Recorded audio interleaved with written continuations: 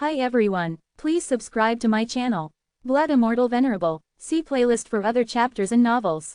I do not translate the novels. Credits goes to original translator and author of the novel. I only make it as an audiobook so it would be easier to just listen while doing other things.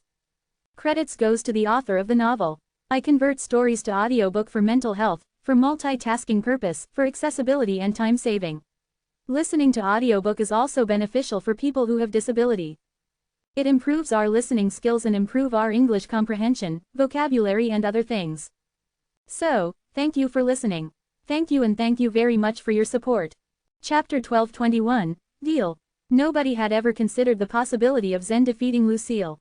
Sure, the fight between the two was heart-thumping, but they never thought that this young man would actually succeed in killing the powerful young miss. Whispers began to circulate through the crowd. Just who exactly was this young man? Where did he come from? Who was his teacher? They were all itching to find out. Lucille is here, someone declared. Many of them turned their heads to look. Lucille had indeed been revived and was slowly walking towards the top of the city wall. She didn't leave the city immediately after she was revived. She went up the wall instead. She doesn't want to challenge that guy again. Does that mean she's accepting her defeat? They all thought Lucille would hurry back and challenge Zen to a rematch the moment she was revived. They never saw her as someone who gave up easily. It seemed they were wrong. Meanwhile, Zen remained perched on top of the magnetic sacred mountain, as if waiting for his opponent. There was a high chance of heavy conflict between the two of them. However, he didn't expect that she would choose to climb up the city wall instead. Zen looked down at her from his place on top of the mountain with a smile. "Don't you want a rematch?" Lucille shook her head. "No, I don't," she replied firmly. But it wasn't out of cowardice. The goal for the illusion battlefield's first phase was to accumulate as many illusion points as possible. She couldn't do that if she ended up losing to Zen again and again. Lucille was stubborn, but she wasn't someone who fought battles that she wasn't confident she'd win. "We'll have a chance to fight each other again sooner or later," she told him. "When that time comes, I hope you're ready." Lucille gave Zen a knowing smile. When the time came for them to meet on the battlefield once again, she would have already fused with Lucy. By then, there was no way she would lose. Zen shrugged. "Sure," he said before rubbing the back of his head. "I have a question though." "What is it?" she asked. "Why was it that the blue-clothed warrior's illusion points were absorbed by you?" he asked. He already asked her this before, but Lucille chose not to answer. He brought it up again only because he was really curious about this matter and still couldn't figure out how she did it. No matter how strong she was, there was no way Lucille could bend the illusion battlefield's rules. The young girl gave him a knowing smile before holding out a golden pellet in her hand. "This golden pellet is fused with my mark. Those martial artists who have been killed by the golden pellet are actually killed by me. When Ethan died, he crushed his pellet, which is equivalent to me killing him. Therefore, I was able to absorb his illusion points." This quickly cleared things up for Zen. He never would have thought the answer to such a complicated problem was actually so simple. It is true that the more superficial the rules, the more difficult it is to understand them. However, her method gave Zen a new perspective. So if a warrior set up multiple traps fused with his or her own mark, then the illusion points of those who ended up getting killed by these said traps would technically belong to the warrior who set it all up. This method meant that a warrior could stay inside the city and just wait for the illusion points to come to him or her. It was perfectly legal in terms of the illusion battlefield's rules. In fact, it was actually practiced by quite a few number of warriors, Layla being one of them. Her rank was rising rapidly lately. And it was thanks to this method. What Layla did was to wander around the illusion battlefield and find the main cities. She didn't look for them to challenge strong opponents, which would be too much of a risk. She didn't want to lose half of her points, nor did she want to spend too much time struggling against a strong opponent. She wanted to fight smart, not fight hard. So she devised a method that could help her gain points without exerting too much effort. Whenever she arrived at a new city, Layla would scatter a large number of seeds. These weren't ordinary seeds at all. Once scattered on the ground, they would entrench themselves deep into the soil, almost as if they were living insects instead of plants. Germination only took 2 hours, and these seeds of hers looked like dandelion stalks when grown. The blooms were the size of a fist and were extremely beautiful with the way they sparkled in the light. Of course, beautiful things were often also deadly. If a warrior approached any of these seemingly harmless dandelions, the transparent, needle-like bulbs would quickly burst and scatter to enter into the warrior's body. These tiny needles would flow through a warrior's meridians to track his or her life vitality. They would make their way into the elixir field and enter the inner world. Once in, the needles would release a deadly poison that polluted a warrior's entire life vitality sea. The next time the warrior exerted his or her life vitality, the warrior would die within seconds. Layla sprinkled these seeds one city after another and continued her wandering across the illusion battlefield. And the illusion points simply came to her wherever she went. The points she got from each victim weren't impressive, but it was the sheer quantity of people that fell for her traps that made up for it. In less than 2 hours, she would usually accumulate quite a hefty amount of illusion points in her body, and all without having to physically fight someone for it. Zen smiled. "I understand," he said before jumping down from the magnetic secret mountain. With a flick of his hand, the giant mountain spun around and shrunk back into the miniature size it was before. Lucille felt a slight twinge in her heart upon seeing the magnetic sacred mountain shrink in Zen's palm. She had initially wanted to use Zen's life as a bargaining chip to force him to hand over the method of refining a magnetic sacred mountain. Of course, that was when she thought she could defeat him and offer to spare his life. Now, the plan just seemed childish to her. Zen gave Lucille one last look before turning to fly away.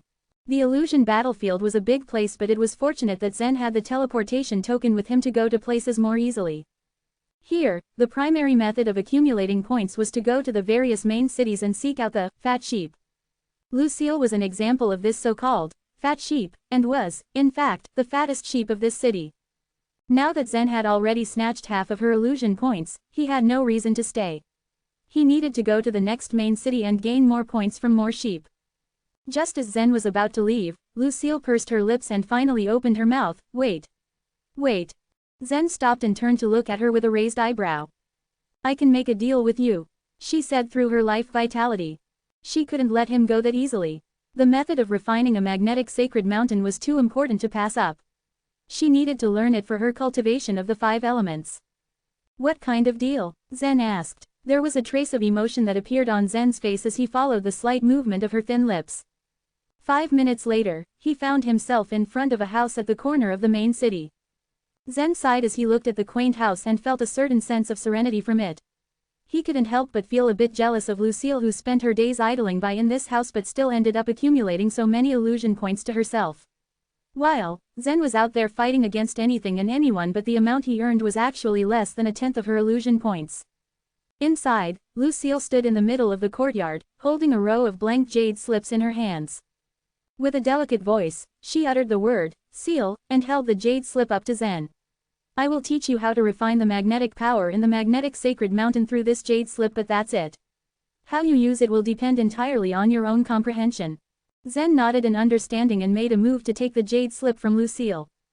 However, a trace of hesitation appeared on her face. "What if I give this to him but he refuses to teach me his method of refining a magnetic sacred mountain?" Chapter 12:22, A Familiar Face. Once she gave him the jade slip, then Lucille would have no more means to make Zen accountable to their deal. The use of magnetic power as a secret cultivation technique wasn't even passed down in her own clan. This was privately taught to her by the patriarch himself. Lucille usually sat within the magnetic sacred mountain while cultivating with the 5 elements. She did this in order to extract the surrounding magnetic power in order to aid her cultivation. However, the magnetic sacred mountain was incredibly heavy and it was impossible for her to carry it around like Zen did if she didn't know how to refine it. Had Zen been any other stranger, there was no way she was going to give him such a secret technique. But Zen's knowledge of the refining method was too precious to pass up. She couldn't just let him leave, not with the knowledge that he had something of value to her. All Lucille could do was to swallow her pride and exchange information with Zen. Zen, on the other hand, was no fool and quickly noticed the trace of hesitation on Lucille's face. He knew perfectly what she was thinking, but he simply waited for her to make her choice. If she didn't believe in him, then he could just leave. Now that he knew the potential of the mountain's magnetic power, then all he needed to do was to enter the library and search for more information regarding it. Finding this method shouldn't be too difficult. However, that would mean waiting until after he got out of the illusion battlefield. Since Lucille was offering up the information to him now, then that would be extremely convenient for him. Lucille chewed on her lip, but her shoulders visibly slumped in resignation. "You can't spread this technique to others. If you do, my G-clan will hunt you down to the darkest corners of the universe." Zen would have rolled his eyes, but that wasn't exactly polite. He was someone who had already killed 4 Supreme Lords. He was not afraid of the G clan nor the fact that they might also be included in the long list of those who currently waited for him at the gates of his fairy palace. Still, he nodded in understanding and took the jade slip that Lucille gave to him.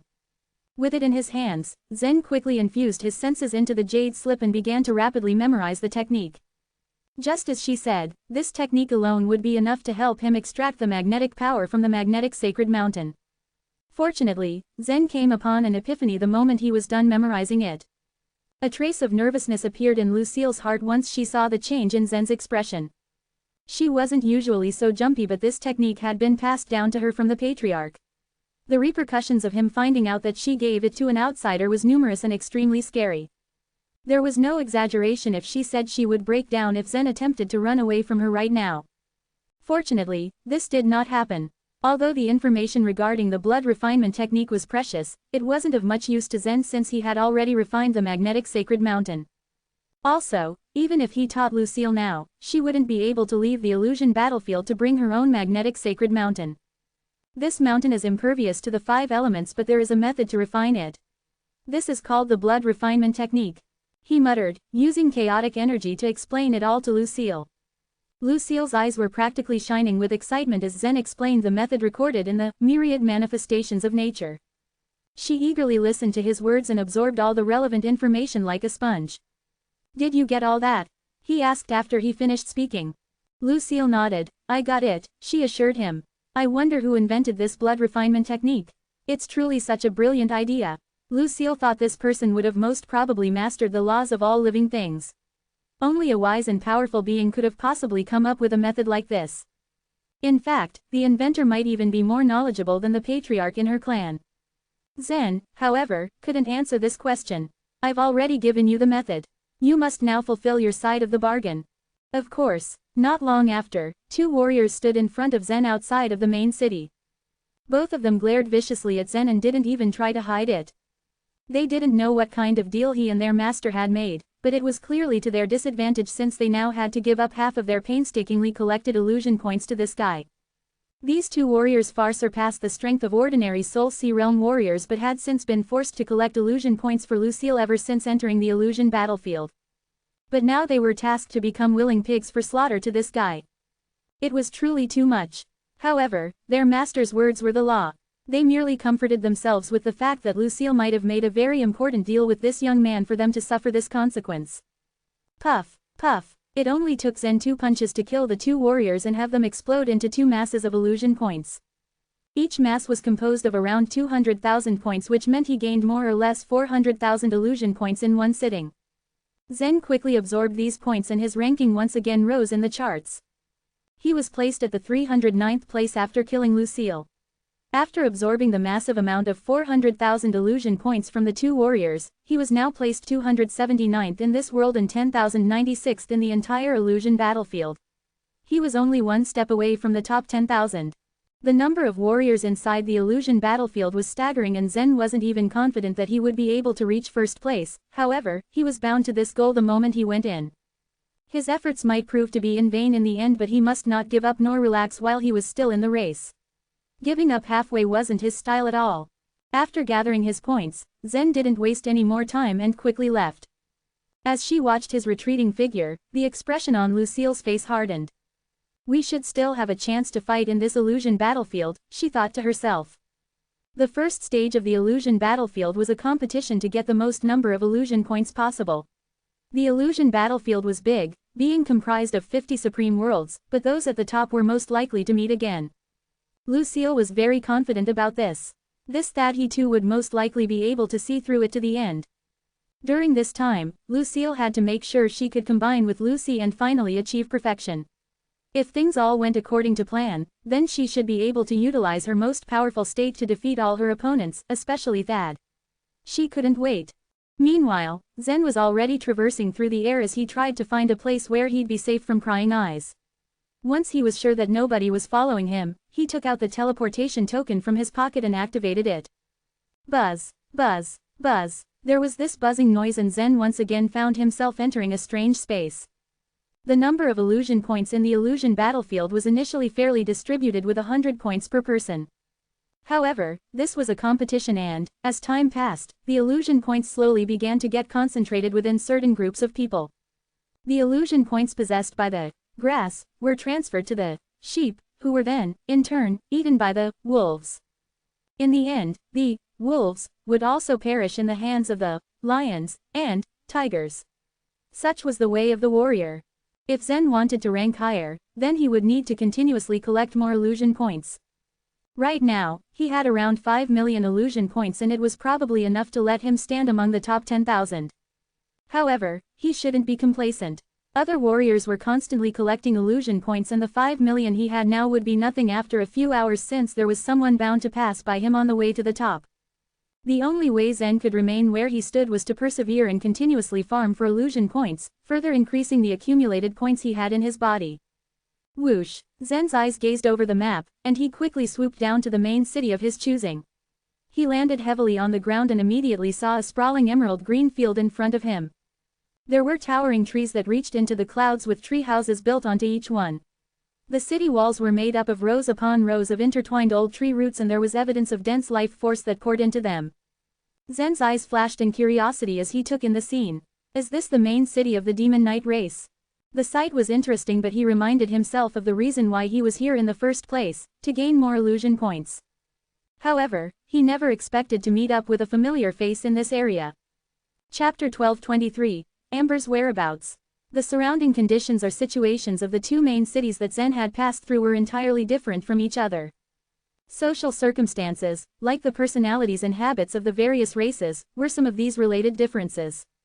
The ogres, for example, were truly aggressive by nature.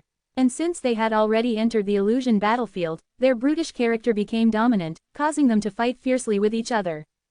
However, humans were in a so-called centralized state. In Lucille's city, the prevalence of occasional wars among the warriors happened regularly. But the vast majority of the illusion points obtained in these sporadic fights were being taken by Lucille's 8 subordinates to be handed over to Lucille. She was the veritable city lord. Everyone could cut each other's throat, but in the end, everyone had to pay taxes to her. Under the suppression of Lucille, she maintained order within the main city of humans. If it weren't for her control, human warriors would continuously fight each other, making the whole city be in a state of chaos.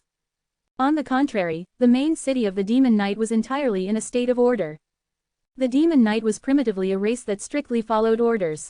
There were very few conflicts between the members, so they were always united against the outsiders when they were attacked or encountered other bad things. There weren't many warriors in the main city of the Demon Knight. Nearly half of the warriors left the city to explore the infinite wilderness outside. And to obtain some illusion points, they killed the beasts in the wilderness. Of course, the Demon Knight would also issue some challenges to each other. However, they would fight somewhere outside the city after being invited by their opponents. But other warriors would not participate in the battle or suddenly attack anyone. Seeing such an order in the city, Zen was sensible in not directly attacking others to get illusion points. Although there were a large number of warriors of the Demon Knight around the city, they weren't that cautious of Zen. In this city where everyone complied with the rules, the newcomers were also expected to abide by them. There were also a small number of ogre warriors and human warriors going in and out of the city gate. They also strictly followed the rules and didn't randomly plunder other warriors' illusion points. It seems like I've come to the wrong place. A depressed expression appeared on Zen's face. The biggest function of the teleportation token was to allow him to teleport to different main cities. In this kind of situation, Zen would only need to travel to different main cities and kill warriors, so that he would be able to acquire a considerable amount of illusion points. However, most of the warriors in the city of the Demon Knight had gone to the wilderness to kill fierce beasts. But the number of illusion points they had accumulated was not much. The points were scattered among them and were not gathered together by one warrior. Zen, having found a corner, once again took out the teleportation token. At this moment, the token, which looked like a white jade, was shrouded in a layer of a black aura. This teleportation token can't be used continuously. Once it is used, it would take some time to wait for the black aura to dissipate before I can use it again. I won't be able to leave even if I want to, Zen thought, shaking his head. It suddenly came to his mind that there were 2 other cities located in the north and northwest parts of the main city. And they were not too distant from his current location. Approximately, he could probably reach one of the 2 cities in a short time. Thinking about this, Zen didn't linger any longer and quickly left the city gate, heading towards the north. He hoped to find a city of the ogre or a city of another race in the north. After all, an awful lot of illusion points only existed at the place where there were more deadly and intense battles. However, when Zen was on his way out, he noticed that there were groups of warriors gathered on the side. Studying them from afar, he concluded that most of them were warriors of the Demon Knight. He further noted that there were also 2 or 3 human warriors present. They all stood there, looking into the distance as if they were waiting for something. The strength of the warriors in front of him was of a mediocre level. Even if he killed them all, he would only accumulate 20,000 to 30,000 illusion points at the most. And if he took action there, he would be besieged and attacked by many other warriors. After some thought, Zen decided to leave the scene as he had nothing to do with them. However, just as Zen was about to set off, he realized 3 streaks of light flew over. As he observed, they were 3 warriors of the Demon Knight. About 8,000 miles away from the North Gate, there is a forest. Many iron scale spiders are growing in that forest, and killing one would obtain 80 illusion points, so 20 warriors should form a group to hunt those spiders. Soon after the Demon Knight member had finished speaking, the gathered warriors all agreed and eagerly wanted to form a team to go to the forest to kill the iron scale spiders. Is this still the illusion battlefield? Having witnessed this harmonious scene, Zen unexpectedly realized that he seemed not to have an in-depth knowledge of the illusion battlefield. If this illusion battlefield was designed exclusively for the battles among warriors, then more battle rings could be arranged for them to compete with each other instead. In actuality, the illusion battlefield was divided into 50 supreme worlds. In addition to the main cities, there was also a featured vast space fitted for exploration. Previously, Zen had earned quite a lot of illusion points outside of the ogre city by attacking the celestial mice. Logically speaking, in this vast world, there should be numerous secret areas for the warriors to explore. Indeed, there were many different ways and methods to obtain illusion points. And these warriors of the Demon Knight adopted the division of labor and cooperation methods. They would constantly explore space in groups to conquer and accumulate a lot of illusion points. What Zen didn't know was that the one who ranked 97th on the list was someone who hadn't killed a single warrior. In any sense, it wasn't that this warrior was weak. But on the contrary, his strength wasn't any weaker either than the ace talents of the various great races. It was just that from the start, he obtained a lot of illusion points by exploring the wilderness out of the main city, and slaying an enormous number of vicious beasts, including several powerful legendary beasts. The 3 warriors that had appeared earlier were tasked to search outside for their next possible exploration. After finding the target, they returned shortly to the main city and gathered other warriors to go with them. The iron scale spider was considered a beast but lacked great power and strength. So almost half of the warriors there were willing to go and hunt this kind of spider. Only a small number of the warriors remained silent as if they didn't care about the 80 illusion points. The second warrior of the Demon Knight continued, 13,000 miles to the northwest, there is an abandoned tower. Inside the tower, there are many shadow evil spirits. I have killed shadow evil spirits on the first floor and obtained 300 illusion points. It is better for at least 9 warriors to go there together. This tower has a total of 7 floors. On the first floor, there were already 300 illusion points within the shadow evil spirits. Without a doubt, exploring this abandoned tower was a lot more difficult than hunting spiders in the forest. I'll go. I want to go too. Even so, there were still many warriors who were willing to go together. The 2 human warriors also expressed their willingness to go together. Zen also seemed interested in it. While the teleportation token could not be used now, he had originally planned to head towards the cities in the north. If he were to follow them to the abandoned tower, it would be a good idea. Thinking of this, Zen also planned to join this team.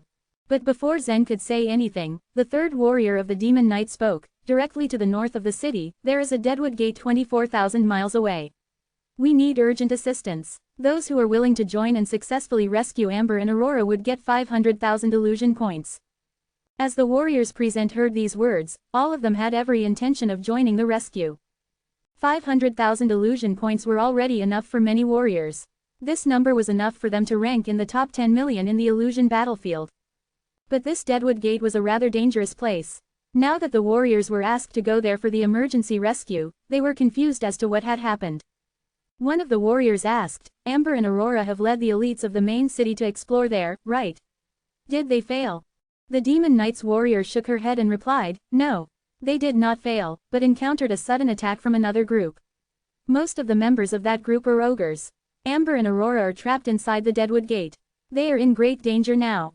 It is the ogres that do such an evil thing again. Those despicable ogres only want to rob others. I'm willing to go to the Deadwood Gate. It wasn't that the Demon Knight members didn't have the strength to plunder other warriors' illusion points at all, but they didn't like to fight for anything by nature, nor did they like to expand. Thus, this exceptional, powerful race only occupied a bit over 300 supreme worlds in the upper world. Their territory was not expansive, severely not in proportion with their strength. However, Zen didn't care about this. He just paid attention to the name, Amber, that the warrior of the Demon Knight mentioned.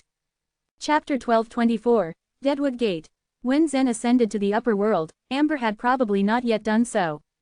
The ascending passageway had been repaired then, with no obstacles left for ascending in the great world, which then welcomed an ascension rush. Many warriors of the Soul Sea realm in the lower world had chosen to ascend. Zen shuffled through the memories of the great world and could not find any trace of Amber in the Sea God continent. He figured that she had probably chosen to ascend. After all, Amber's talent was good. Although she was only in the second row of the talent tablet, she could still develop quite well in the upper world. Geniuses from several races and groups had gathered together in the celestial position. This could very well include Amber. But the upper world was huge, and the 100,000 supreme worlds so vast and endless that even Zen was unable to find any trace of her. Now that he suddenly heard her name, Zen's eyes lit up. Is she the same Amber I know? There was no dearth of warriors at the Soul Sea realm. It was quite possible that there was another warrior with the same name. The Deadwood Gate was in the north, which was the same direction for which Zen was heading. Moreover, one could receive 500,000 illusion points there. Even Zen, who already had millions of illusion points, was tempted. However, because the rewards were so great, it was granted that the tests would be tough. Moreover, they had to fight another squad, and there were not many martial artists who could be considered competent enough to do so. Bring me along. I'm willing to help Aurora and Amber. A warrior stepped forward, a sincere tone in his words. The Demon Knight woman, who had come to recruit warriors, glanced at the warrior but shook her head. If you don't have enough strength, going there will only be a waste of the illusion points you've so painstakingly accumulated. The martial artist's face reddened. The woman did not seem to care about the warrior's embarrassment. She swept her eyes over the crowd and asked, anybody else thinks that you are able enough to follow me? I do. From the top of the city wall, a male member of the Demon Knight jumped down. This warrior wore black armor and sported a confident smile on his face. As he left the city walls, he flew toward the crowd. The woman looked at him and nodded. You qualify. Me too. From the crowd, a long-haired Demon Knight woman walked up to her slowly. Her red hair was infused with vitality and on her back was a large, dark green bow. The bow emitted a vigorous and dazzling force of the life law. Not long after, 3 more warriors of the Demon Knight chose to join in. Zen, who had been observing from the sidelines for a long time, also slowly made his way over. He asked in a clear voice, can I participate as well? The warriors looked at him suspiciously as soon as the words left his mouth, their heads swiveling in his direction. The woman looked Zen up and down, her face revealing a trace of caution. Zen had not released his aura or purposefully restrained his power, but she could tell that he was special. Although she didn't make out his true strength, surmising that a human warrior brave enough to step up would be a strong one, she relented to his request. Oh, come on, he's a human martial artist. The Deadwood Gate is a secret location that only the Demon Knight occupies. No other race or group should be allowed to enter it. I too oppose this. We don't need martial artists from other races or groups. This time we are up against those ogres.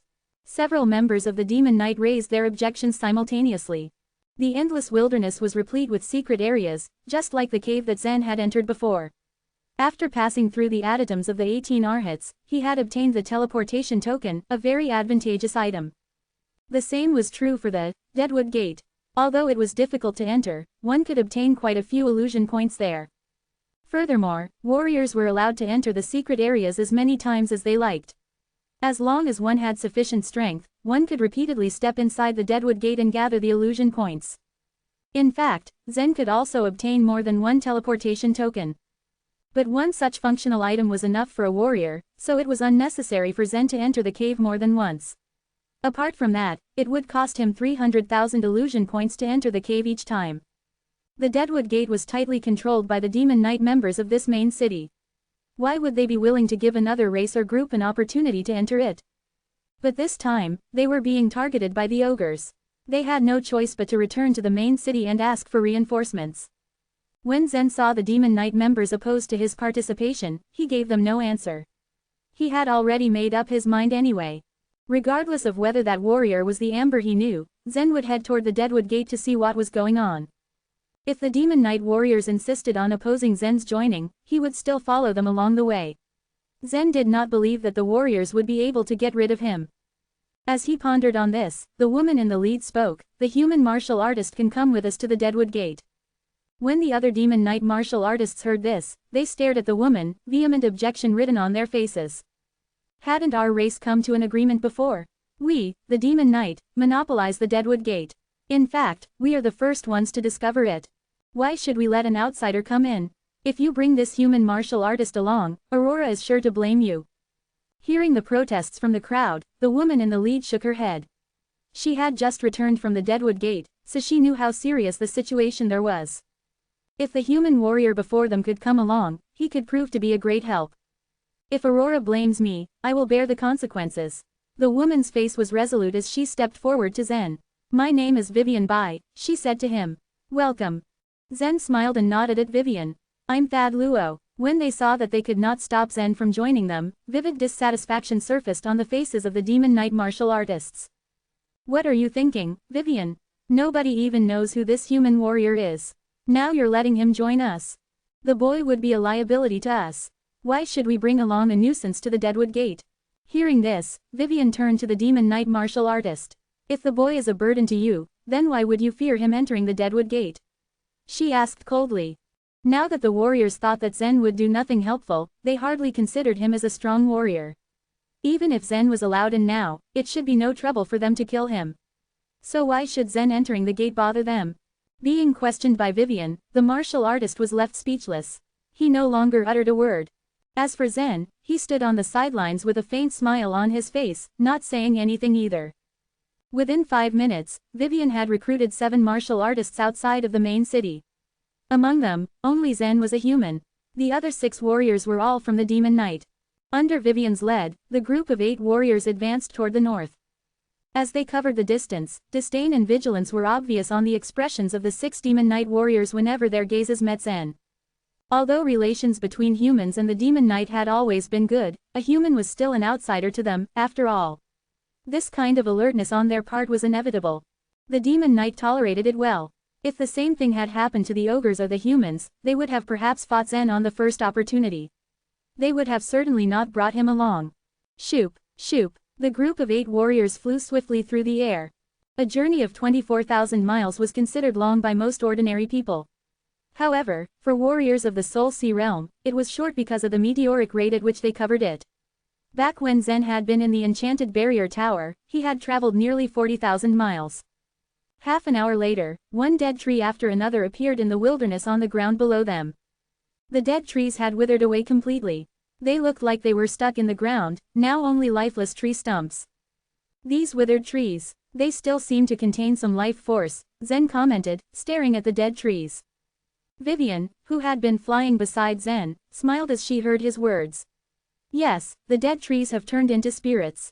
If someone intrudes on this dead forest, they will rise up and launch attacks." "Is that so?" Zen's eyes flickered with curiosity. "There are a lot of dead tree spirits in here, but the rewards for killing them are simply too small. Eliminating one only secures you 2 illusion points," Vivian added.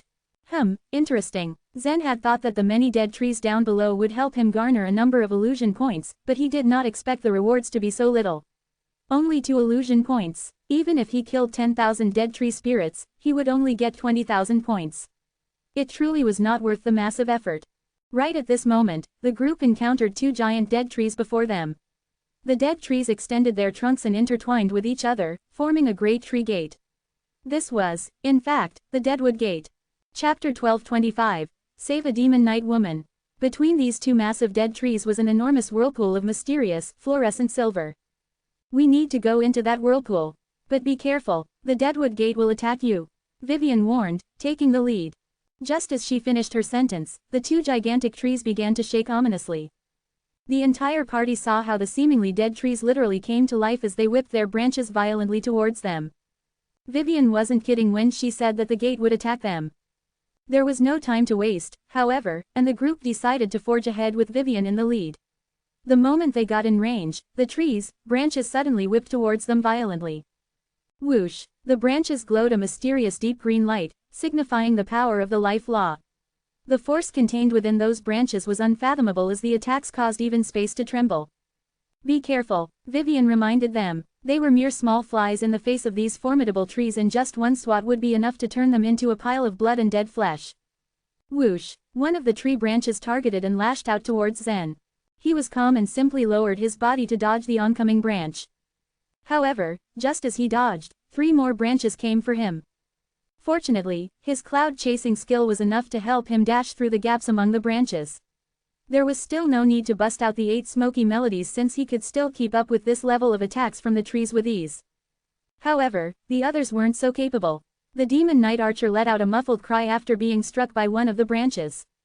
Pock! The force from the attack was too strong and immediately knocked her unconscious. However, before she could fall to the ground, 3 more branches extended from one of the trees and wrapped around her body. Vivian's eyes froze when she saw the branches starting to pull their unconscious party member into the tree's trunk. Save her! 2 other demon knight warriors were quick to heed her call. They too wanted to save the unfortunate warrior from the branches. However, just as they charged forward, 10 branches swatted them away and forcibly pushed them back a couple of feet. There was just no going about it. The trees were just too strong. It was a really glum situation that they were in. They came here because they wanted to rescue their companions trapped inside, but before they could even enter the Deadwood Gate, they were going to lose a member of the group. Dying in the illusion battlefield wasn't really a great deal since no one here died for real, but losing a member meant that their strength would be reduced. Alas! The Demon Knight members heard someone sigh. They turned their heads and saw a person rush past them, rapidly sprinting towards the captured woman. Thad, come back here, Vivian yelled after him. Do you have a death wish? The dead trees, multiple branches all varied in length. It was common sense that the closer one was to the trees, the more branches one would have to deal with.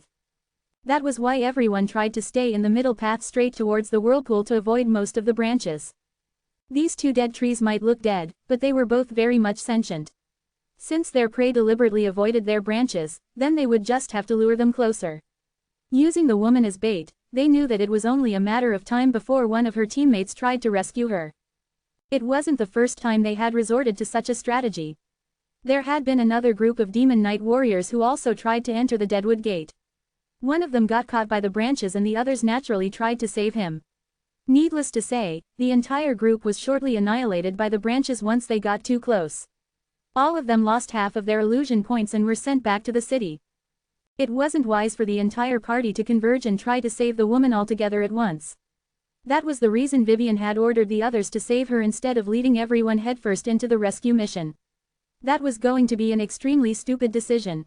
However, she never expected Zen to also be stupid and rush headfirst towards the tree. Whoosh, whoosh, whoosh, whoosh, 50 to 60 branches went for Zen all at once. Crack, crack, crack, the others could only watch at the edge of their seats as Zen also got caught by the branches. It was inevitable since there was only just one of Zen but so many of the trees, branches. He was bound to get caught.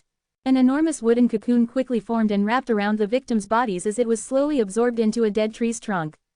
That idiot, why did he foolishly rush forward like that? A Demon Knight member said. He's a nice guy but he may be a bit dumb. He's of little use anyway. It's best to get rid of him now or else he'll be a burden to us in the future. I don't think he has that many illusion points, so it wouldn't be too much of a waste if he died. However, unlike them, Vivian's gaze remained on the half-absorbed cocoon. She had a feeling Zen wasn't going to die so easily just because of this. When she first met Zen, she had already known that he was someone extraordinary. She couldn't accurately measure his true strength but she felt that he was at least at Amber's level, though probably not as strong as Aurora. Is that idiot really going to die? Vivian couldn't help but doubt just for a second. Just as her faith was tested, she heard a muffled delicate sound, similar to a chorale of voices. Crack, crack, crack, it seemed to be coming from the enormous wooden cocoon. Crack, crack, crack, the more cracks that appeared, the louder the sounds came though they had no idea just what was going on and what these sounds truly were. Boom! There was a loud explosion and a flash of bright light as the wooden cocoon finally shattered. Just as Vivian predicted, a couple of branches wouldn't be enough to kill Zen as he appeared with the woman in his arms. Vivian was so awed by this scene that she almost forgot to dodge the branch that was coming for her. Amazing, he's amazing, she thought to herself. These branches looked brittle and dead, but the power of the life law imbued them with incredible strength and tenacity. Blades and swords couldn't cut through them, fire and water had no effect on them. Even normal divine weapons had a hard time slashing through them. The wooden cocoon that was previously wrapped around Zen and the woman was made of layers upon layers of extremely hardy branches. It would have been impossible to break through it. Not even Aurora could have freed herself if she were the one in there. So how was Zen able to? And he did it in just a few seconds too. Just who was he? It wasn't just Vivian, but the other Demon Knight warriors were also rendered speechless by Zen's display of awe-inspiring strength and ability. They were just talking about how he was a possible dead weight to the group 3 seconds ago, but now he pulled a stunt like this and surprised all of them. Whoosh, whoosh, whoosh. Zen's face was calm and serene as he held the woman in his arms. However, the trees weren't yet done as multiple branches came for him once again. There was no need to dodge though, all he needed to do was punch them. Crack, crack, crack, each strike of his fist shattered the branches that tried to come for him. With just his strength alone, Zen knew he could absolutely tear apart these two enormous dead tree spirits with his bare hands.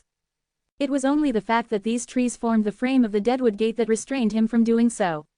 He didn't want the gate to disappear just because the trees proved to be too troublesome. Forward, let's go, Vivian yelled through the chaos. It was at that moment that she knew she had chosen the right person. Zen's strength was even far greater than she had imagined. That meant Aurora and Amber's predicaments had a high possibility of being solved. However, something lingered at the back of her mind. Zen wasn't a member of the Demon Knight.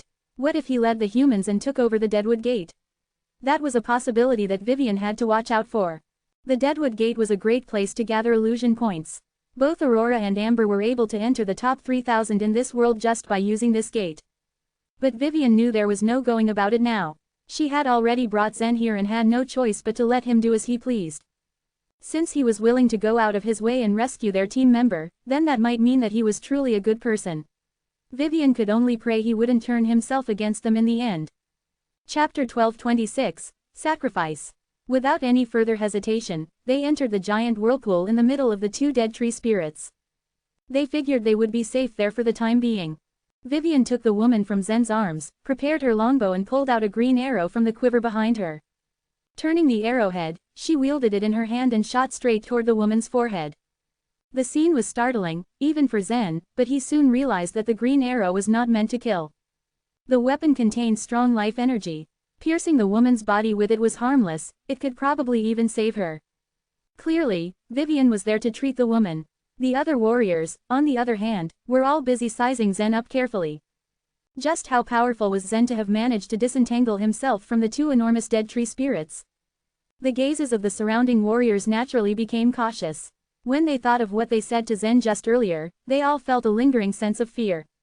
If they truly angered this man, none of the Demon Knight members there would even survive. A moment after the green arrow pierced through the woman's forehead, she woke up. The instant she opened her eyes, she looked bewildered. When she was knocked unconscious by the branches, she was certain that she was going to die. The next time she woke up, she assumed she would find herself in the city. Never did she expect to find herself at the Deadwood Gate. Examining her surroundings, she saw Vivian standing beside her. It was as if she were dreaming something unfathomable. Noticing the woman's confusion, Vivian explained, "That human warrior saved you." That human warrior. The woman's gaze landed on Zen and she sent him a look of gratitude. While Zen merely nodded slightly at the woman's gesture, he sized up the world behind the Deadwood Gate. In front of him stood an extremely tall, sturdy, and giant tree. The trunk must have been several hundred miles wide, its height even more so indescribable. It was so tall that the top seemed to disappear into the atmosphere. When Vivian saw Zen's gaze, she took the initiative to explain, "This tree is an ancient sacred ailanthus, the holy tree of the ancient sorcerer race. There are a total of 13 branches of the holy tree and our Demon Knight warriors are trapped on the 7th branch." An ancient sacred ailanthus. The ancient sorcerer race. The terms only confused Zen further. In the cave he entered in the past, many statues of 18 arhats were there. Those should have been the inheritances of the blessed Buddha land.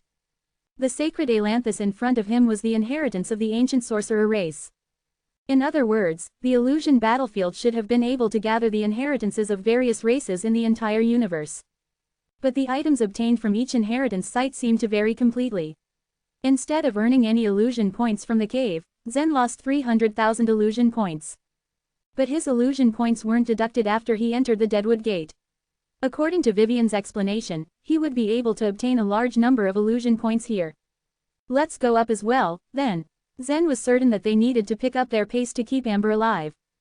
With a nod, Vivian took the lead, flying into the sky. Zen followed closely behind before the other Demon Knight members. His speed was by no means slow, but as he flew upward for half an hour, the bare trunk of the sacred ailanthus was still clear in his view. According to Vivian's explanation, there were 13 branches in total. After flying for half an hour, they had finally reached tens of millions of feet up the tree's height. Still, there wasn't a single branch in sight. It was almost impossible to imagine how tall the sacred ailanthus really was. The higher Zen went, the more clouds and mist surrounded him. Even the tree trunk that was mere inches away from him was hidden in the clouds. Vivian, who led the way, slowed down for a moment to warn those behind her, "Everyone, be careful. Ailanthus venomous bugs are probably lurking above us. Be sure to avoid the bugs, venom." With her warning, everyone grew more vigilant. Not long after she said so, knobs began to appear on the originally bare tree trunk. Countless cracks then began to appear on the knobs. Pock, making a crisp sound, a small, black bug with a pointed horn shot out from the tree. It spread its wings and charged straight at them. The Demon Knight members didn't think much of it at first. Because of the massive tree trunk, the bug didn't seem too big.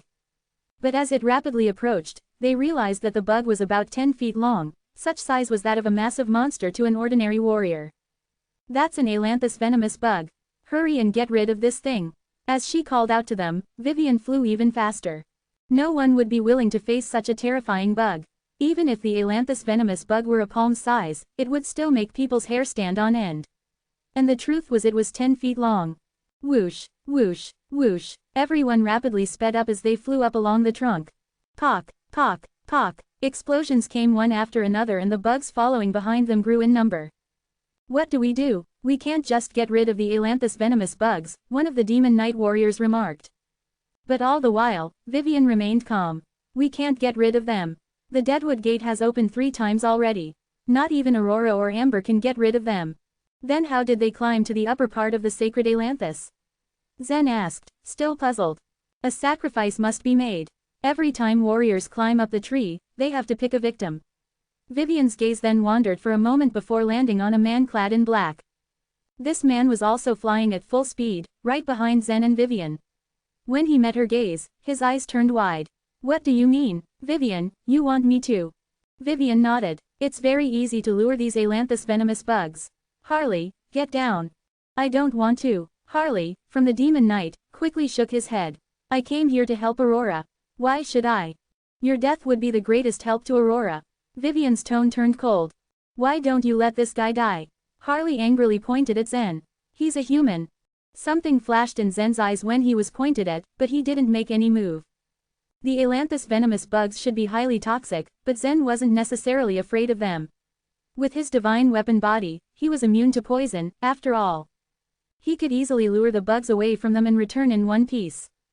But Harley's words were deeply displeasing. He was a human. What did the lives and deaths of the Demon Knight members have to do with him? And Zen cared only about Amber. Back on the Sea God continent, she had helped him tremendously, after all. He couldn't care about the other Demon Knight warriors, in truth. Harley's words made Vivian's face darken. But with a cold expression, she said, "If you go down and lure the bugs away, I will report it directly to Aurora to make up for the illusion points you will lose. You will also be compensated for double the amount. Otherwise." Although there weren't many internal battles in the city of the Demon Knight, the consequences were dire for anyone who went against the norm. At her words, Harley hesitated for a moment. In the end, he gritted his teeth, turned around, and charged down. Shoo, shoo, shoo, shoo. As he flew downward, an orange light flashed around him, where countless spears of majestic auras flew out. Harley's attacks drew in the attention of the hundreds of ailanthus venomous bugs following behind the group. They flocked together and charged at him.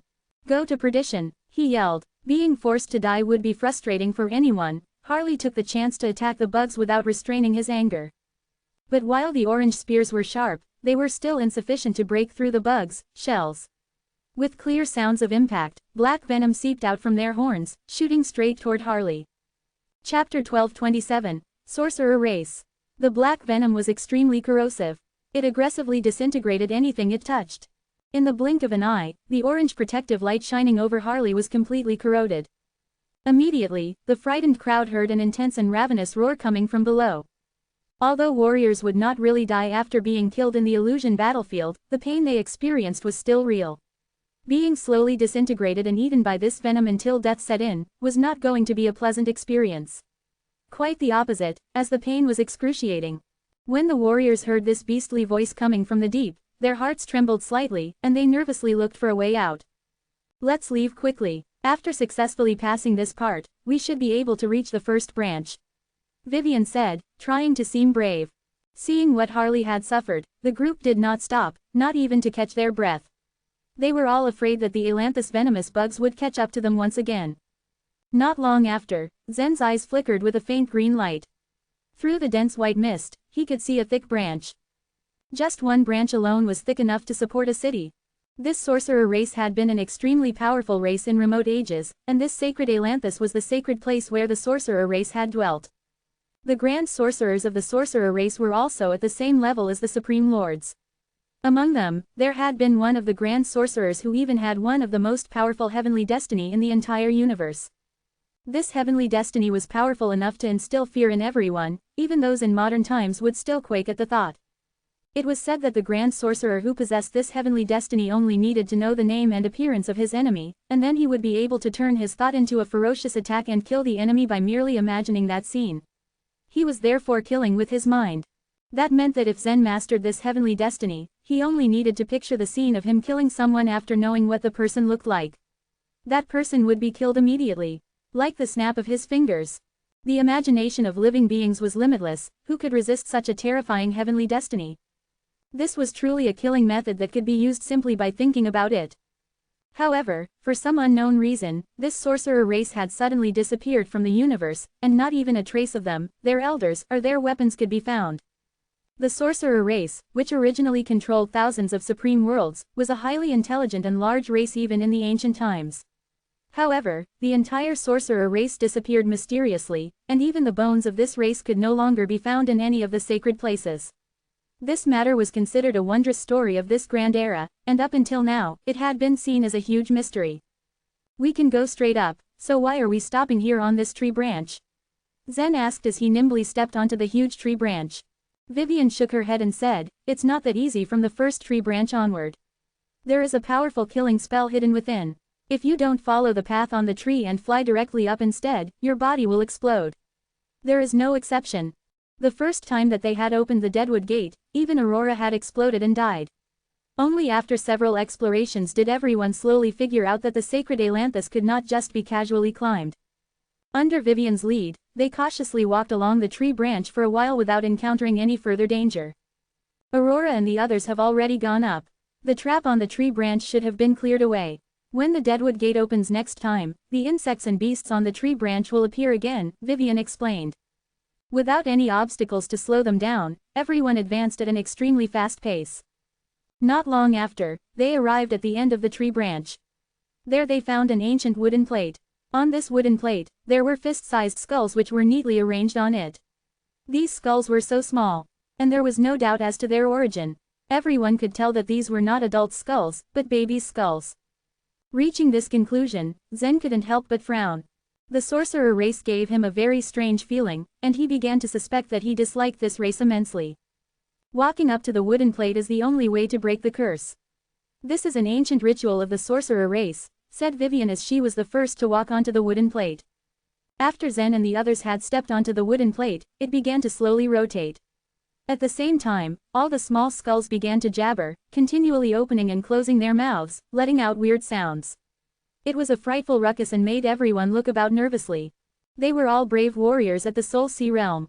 With their great strength, they should not be afraid of even the most evil things. However, the sound that reverberated throughout this empty space from the small babbling craniums still made their hair stand on end. Not long after, the wooden plate stopped spinning. Immediately, all the small skulls stopped their movement and there was silence again. Beneath everyone's feet, a shallow ray of light began flashing. This light began to scribble in the air, creating a profound calligraphy. After the words appeared, Vivian said, "Okay, we can continue to move up now." It was these golden words that could destroy the killing spell. The group continued to ascend. Not long after, they arrived at another tree branch. They once again entered it and found another wooden plate. After obtaining another line of scribbled words, they once again ascended. After repeating this process 7 more times, Zen and the others finally managed to climb up to the 7th tree branch.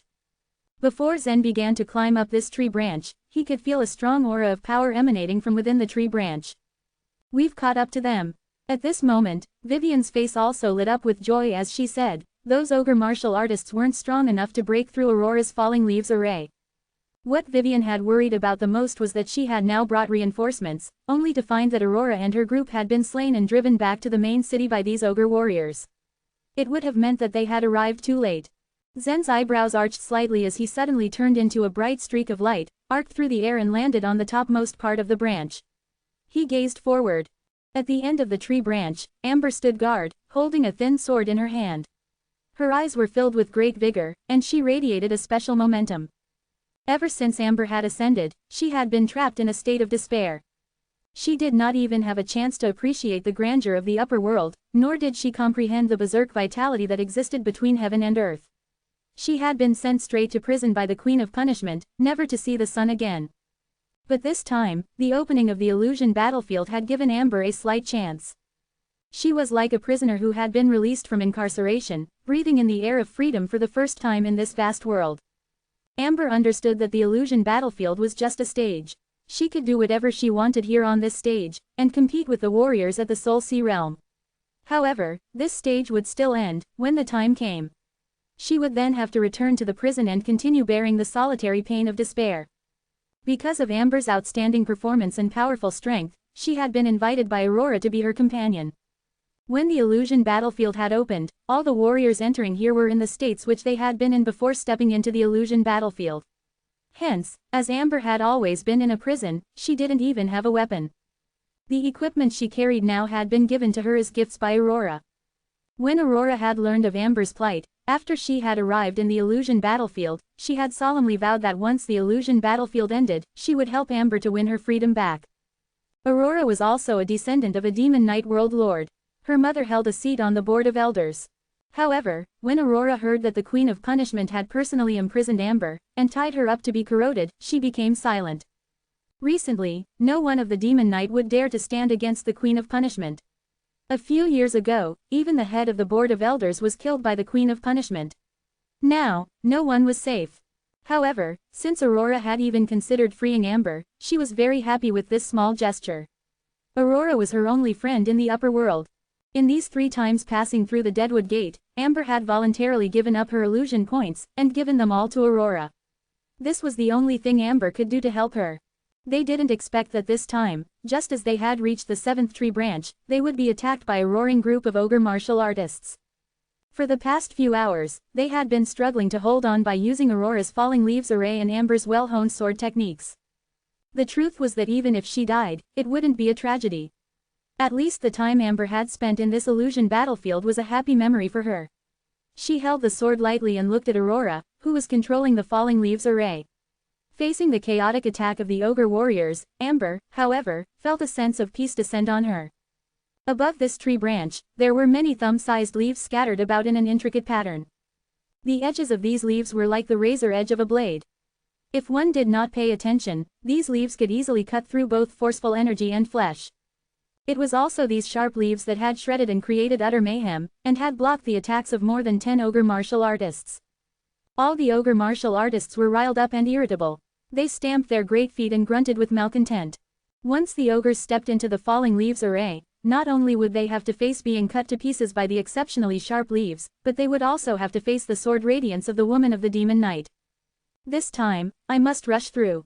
I must rip these women of the demon knight apart, and spill their blood with my blade, an ogre warrior standing in the middle roared desperately. It was obvious that this group of ogre warriors had finally lost their last ounce of patience. Chapter 1228, Aurora. The ogres' eyes turned red with fury. They had gathered as a team when they entered the illusion battlefield. They already managed to plunder 3 whole cities. 2 of them could be ranked in the top 500,000 of the entire illusion battlefield, and in the top 10,000 of this supreme world. By chance, they ended up at the Deadwood Gate. Encountering such hefty resistance was completely unexpected. Even after wasting several hours on it, they were unable to push through the attacks from the falling leaves array. Having lost 2 of their teammates, they were already beyond their limits of patience and control. After the ogre roared, a giant shield appeared on his arm. "I'll charge in front. You guys, follow me all the way. Cheer up, now, I don't think these girls will last much longer. Let's go. Dang it, this is such a waste of time. What kind of treasures are on top of this wood?" The others also followed suit in yelling and complaining. They couldn't hold it in any longer. Their strength had already been activated, preparing to take down their enemies once and for all. On the front line, a tall woman from the Demon Knight stood beside Amber. She had long, blue hair as if it was dyed by the color of the sky itself. At this moment, countless fragmented leaves surrounded Aurora's hand, much like a bracelet made of leaves. "Amber, we probably won't be able to hold on any longer," Aurora said, looking helpless. "Never mind, we'll have another chance," Amber assured her with a faint smile. But to that, Aurora frowned, deep in thought. With a flick of her fingers, the edges of all the leaves in the array began glinting with golden light. Those leaves seemed to turn sharper and fiercer. "I like your optimistic attitude. If you can obtain your freedom, then even in the Demon Knight of the upper realm, you're sure to have a brilliant future ahead." With that, Amber smiled. Such laments from Aurora weren't new to her. But what Aurora wished for was quite a long shot.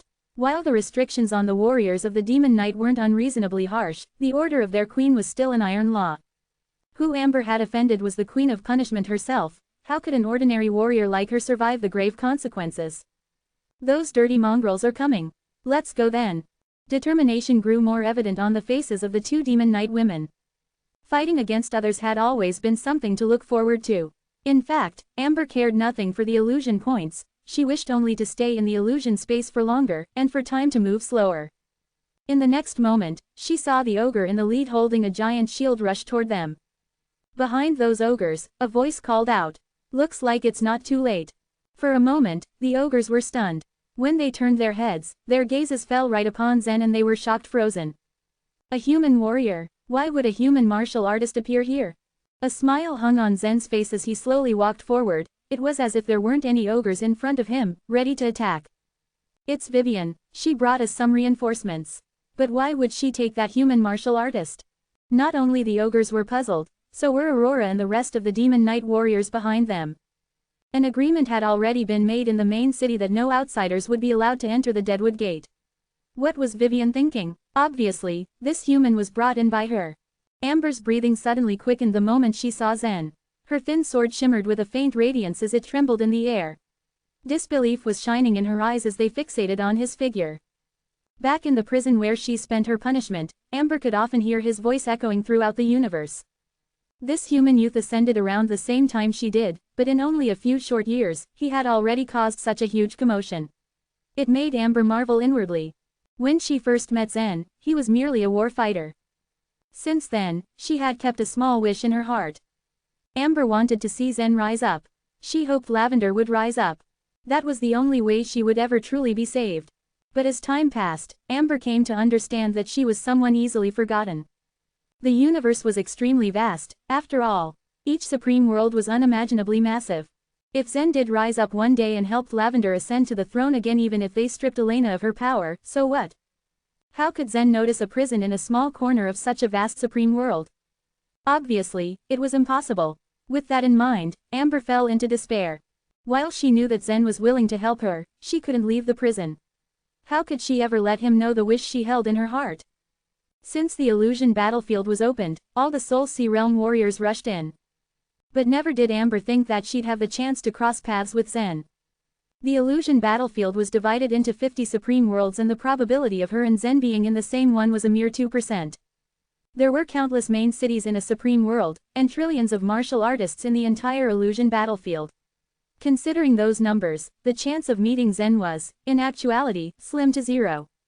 But that minuscule chance seemed to make its way to her, and she found herself in a miracle. Her excitement was so overwhelming that she could barely speak. "Hey, you'd better scram, there's no place for you here," an ogre berated. But Zen continued his steps with the smile still on his face. If these ogres had looked carefully, they would have seen that his gaze hadn't actually landed on them, his eyes were completely focused on Amber. Zen had no idea what was going on with her recently. In his eyes, Amber was an old friend, she was of great help to him during his journey through the Sea God continent. "Kill him," the ogre with the giant shield decisively issued the order. Even from where he stood, he could feel a trace of evil radiating from the human's body. The strange feeling left him uneasy. The ogre holding a mace was the first to charge towards Zen. The thick mace flickered with a dark, metallic luster, and the teeth on it were exceptionally sharp. The ogre held it in both hands, having the forceful energy from within his body bursting out like explosives. In that instant, the impact was terrifying, it was as if he was waving an entire mountain in his hands. Not dodging. Beside the array, Aurora looked stunned, she was completely at a loss to what Zen was planning to do. Zen's palm reached out and transformed into a blade force, slashing upwards diagonally. The strike wasn't particularly fast, it was even rather slow. But the hidden power in it was something no one could possibly imagine. Bang! The collision between Zen's palm strike and the mace resounded. At that very moment, the other's eyes widened as they sucked in a breath of cold air. The thick mace broke easily under Zen's palm. After the upper part of it shattered, it flew backward, as it dissolved into countless black fragments in the air. They scattered, causing some kind of black rainfall on the tree. Simultaneously, the ogre's hands holding the mace suddenly split open, spurting out brown blood. First, his fingers, then his palms and arms, by the end of it, even his shoulders were split open. And all were from a single strike of the palm. Standing behind Zen was Vivian, who seemed to have 2 stars rising in her very eyes. This person's strength was well beyond her imagination. Although Aurora, who was of a noble background, had witnessed many extraordinary things in her life, she couldn't help but widen her eyes with great shock at witnessing the scene, she also couldn't deny the feeling of an intense threat. While she probably had some strength left over to fight the ogres, after considering Zen's strength, she felt a sense of helplessness in her heart, she was no match for him. Chapter 1229, An Old Friend. Aurora's usually clear eyes darkened a bit. She and Vivian had the same reason why they compared themselves to Zen. A martial artist would naturally be cautious in the face of a powerful opponent. It was because of this that they were even wary of their companions sometimes. Aurora and Zen did not know each other. Zen seemed to have been brought in by Vivian. However, why would he be willing to help her if he was strong enough on his own? The Deadwood Gate was a supreme sacred place where martial artists grabbed illusion points. They would receive at least a few million illusion points every time they entered. If Zen took control of the place, the Demon Knight wouldn't be able to do anything. Therefore, no one could blame Aurora for being worried. All the ogre martial artists were afraid and nervous because of Zen's attack. The ogre martial artists had good perception, even though they were irritable. They were well aware that they were at the point where they were on the verge of death. There was only a path in the huge tree branch. Zen guarded one side, and the falling leaves array was on the other side. They would lose their chance of resistance if they were surrounded. "Kill this guy first," the ogre martial artist with the giant shield on his shoulder said quickly. Then, he dashed forward as soon as he finished speaking. The other ogre martial artists followed suit since they understood their current situation. The ogre martial artists' tall and sturdy bodies looked like small mountains when they pounced towards Zen. On the contrary, Vivian stayed at the other side of the tree branch and did not lead the Demon Knight members to follow Zen. Instead, her mouth gently moved, as if she was communicating with Aurora. However, neither Vivian nor Aurora made a move. Meanwhile, Amber was lost in her own world. She simply stared indifferently at the young man in the distance. He was just a youth back then when he had arrived at the Sea God continent. He was rather lanky and even a bit immature. However, Zen gave her a strong sense of confidence now. He could kill all the ogre martial artists in front of him with just a wave of his hand. How hard would it be for a martial artist who could kill supreme lords to kill some ogre martial artists? Amber decided to believe in his strength since she knew him. Boom! The giant shield in the hands of the ogre martial artist at the front exploded with a violent crash. Opposite him was Zen, who dashed fluidly like a ghost as he continuously moved around the ogre martial artists. He moved so gracefully that he could still slip into the smallest gap like a wisp of smoke. He maintained an extremely close distance from the ogre martial artists, as if he was tailing them. Then, he stretched out his hand and slapped the back of an ogre martial artist's neck. Puff! The ogre martial artist fell on the ground with a dull thud. It was followed by his body exploding into a yellow ball of illusion points. Before the exploded illusion points could enter Zen's body, he had already circled along a large blade. He even skimmed upward on its surface, as if not being afraid of getting cut at all. As soon as he rushed forward, he ruthlessly crushed his knee onto another ogre martial artist's face. Another ball of illusion points exploded. A huge number of illusion points crazily went after Zen's figure. However, they still kept a distance of 3 inches away from him. The energy emitted by the illusion points was almost insignificant, but Zen's body became as light as a feather after he activated the 8 smoky melodies. Bang, crack, boom, each of Zen's movements was followed by a muffled sound, and with each sound, an ogre martial artist fell to the ground. All the fallen ogre martial artists were powerful. The weakest of them were core martial artists of 10th grade sacred places, and since they participated in the illusion battlefield, their weapons were at least 2nd rank divine weapons. There were even a few 1st rank divine weapons. Yet, they couldn't catch Zen's ghost-like figure. Even if they could, Zen was like a loach that slipped away without a trace, and then floated away in a blink of an eye. If Zen was interested in fighting back, he would directly twist the divine weapons in their hands into a pile of scrap metal. This battle was practically a joke. Even the spectators from the Demon Knight felt powerless as they watched the fight. They tried to imagine if they were the ones who fought Zen, but soon realized that they were no match for him either. Boom! The last ogre martial artist fell to the ground. Only then did Zen's light figure finally stop. At the same time, the illusion points that had been after him just started to rapidly enter his body. These illusion points, Zen's eyes flashed, and went wide open after he had completely absorbed all the illusion points. His lips curved into a little smirk. There are actually about 1 million illusion points. These ogre martial artists were not as powerful as their clansman Lane. But as the illusion battlefield had been open for an increasing amount of time, the illusion points began to gather in the bodies of a few warriors. If Zen were to head towards the main city of the ogre martial artists once again, those powerful martial artists' accumulated illusion points would be many times greater than before. It took Zen less than 90 seconds to kill these ogre martial artists. Not too far away from Zen was the falling leaves array that hadn't dispersed. The edges of the fallen leaves glowed with a faint golden light, and they clearly looked quite sharp. When Zen's gaze swept past the fallen leaves and locked onto Aurora, he saw the wariness on her face. I see, she didn't make a move just now because she didn't trust me, Zen thought.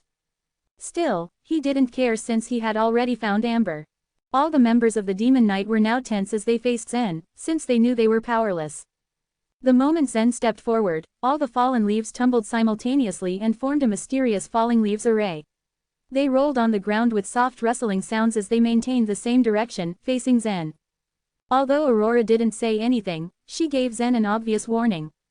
Meanwhile, Zen didn't seem to care at all as he walked towards Aurora. Don't come over here, Aurora warned. The life vitality within her body began to spread out as she stared at Zen with her pale blue eyes. Her fingers trembled slightly, as if she would make a move if Zen took a step forward. Zen continued to walk slowly with a smile on his face, as if he hadn't heard the warning. Soon enough, Zen entered the falling leaves array, and even stepped on a few leaves. Aurora's blue eyes had a murderous glare as she gritted her teeth. Zen was too powerful, and she wouldn't be able to deal with him once he was out of the falling leaves array. Just as Aurora was about to control the tens of thousands of leaves to attack Zen, Amber also stepped into the falling leaves array. Amber. Aurora was slightly surprised, but she saw that Amber had a slight smile on her face. Amber nodded at Aurora and said, "Don't worry. He's an old friend of mine." "He's your old friend?" Aurora couldn't help but be stunned. Amber continued to nod and smile, and then added, "Remember what I told you before. There is only one person in the universe who can change my fate, and that is him." Aurora was now even more surprised. During their adventures, Amber had told her briefly about what happened to her in her past. For example, how she had offended the Queen of Punishment, and how she was imprisoned and bore the cruel torture. Amber said that there was only one person in the universe who could save her.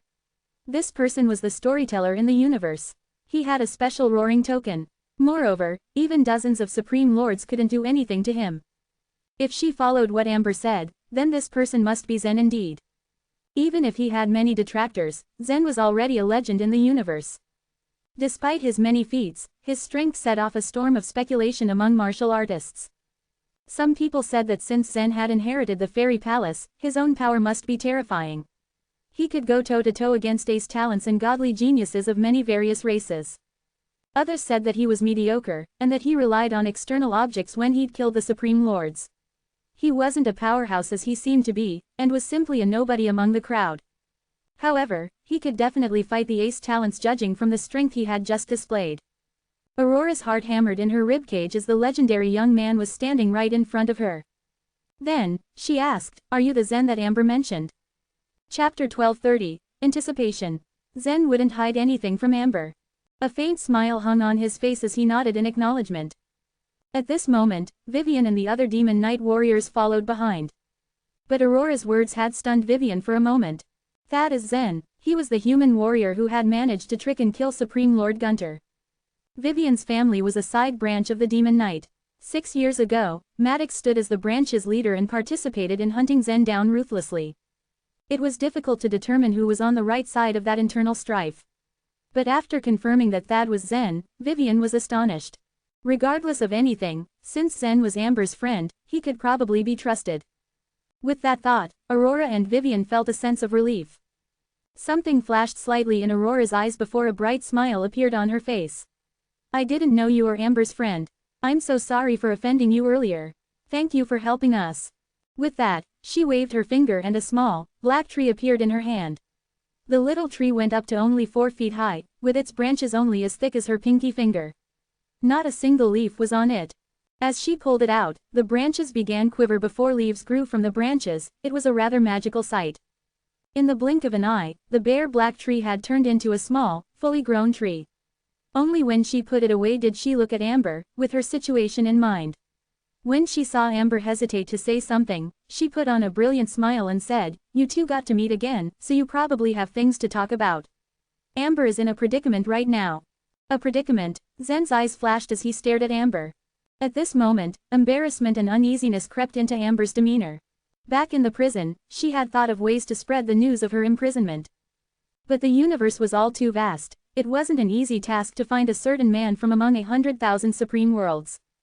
As for the Roaring Token, world lords couldn't even attain them easily, let alone a Soul Sea Realm warrior like Amber. Now that she had finally crossed paths with Zen, it seemed like some kind of act of providence. But now that she stood before him, her mind came up blank. Perhaps Aurora could see through her nervousness, which made her bring up Amber's situation. That's right, she's imprisoned and has been sentenced to the punishment of being burned and corroded. It's a punishment second only to the punishment of eternal night. Her body has suffered under corrosive rainfall. After a few days of punishment, her eyes rot, her skin festers, and her muscles and bones end up corroded. Her body gets healed through life energy, but after recovering, she's subjected to the same punishment over and over again. It's such torment. After she heard Aurora detail her suffering, Amber's face began to pale. For 7 whole years, she had lived such a miserable life. To have endured such pain, facing challenges in the illusion battlefield was one of Amber's best moments. There, she had befriended Aurora and some other demon knight warriors, apart from being able to display her own strength and compete with the strong warriors of the universe. But the thought that she would soon have to return to the prison and continue with her punishment, Amber couldn't help but tremble with fear. Such torment to a warrior was inhuman. An ordinary warrior probably wouldn't have even held on for 3 years before going completely insane. Even if one had a firm will, once that was used up after a number of years, both their mind and body would collapse. Since Amber had grown up in the chaotic sea god continent, her mind and body were naturally much tougher than that of a warrior who had grown up within the safety of a sacred place. With her firm mind, Amber managed to bear the incessant, intense suffering for 7 whole years. A trace of chill intent appeared in Zen's eyes as he pulled a long face. Is it all because of Elena? It's such a waste that I couldn't kill her that time. That day, he failed to lock Elena in the desperate melee. If he had managed to trap her in it, she might have already perished.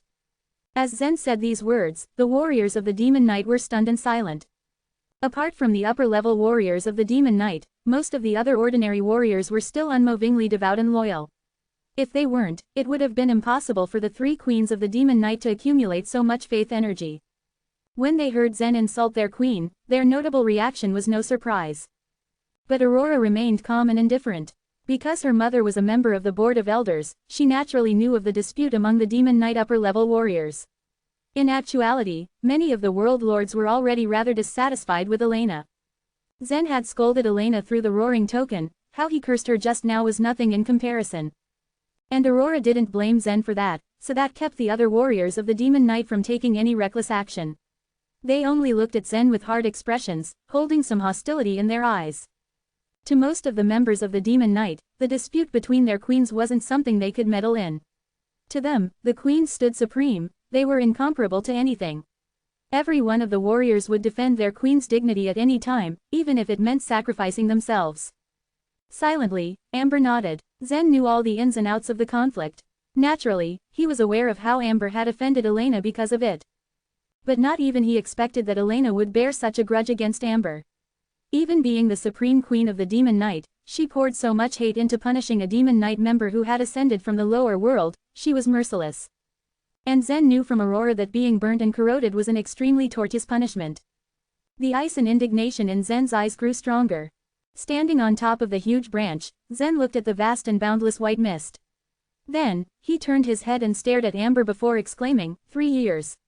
If you give me another 3 years, I'll definitely kill Elena and save you from all this. Enduring another 3 years of punishment was no small feat.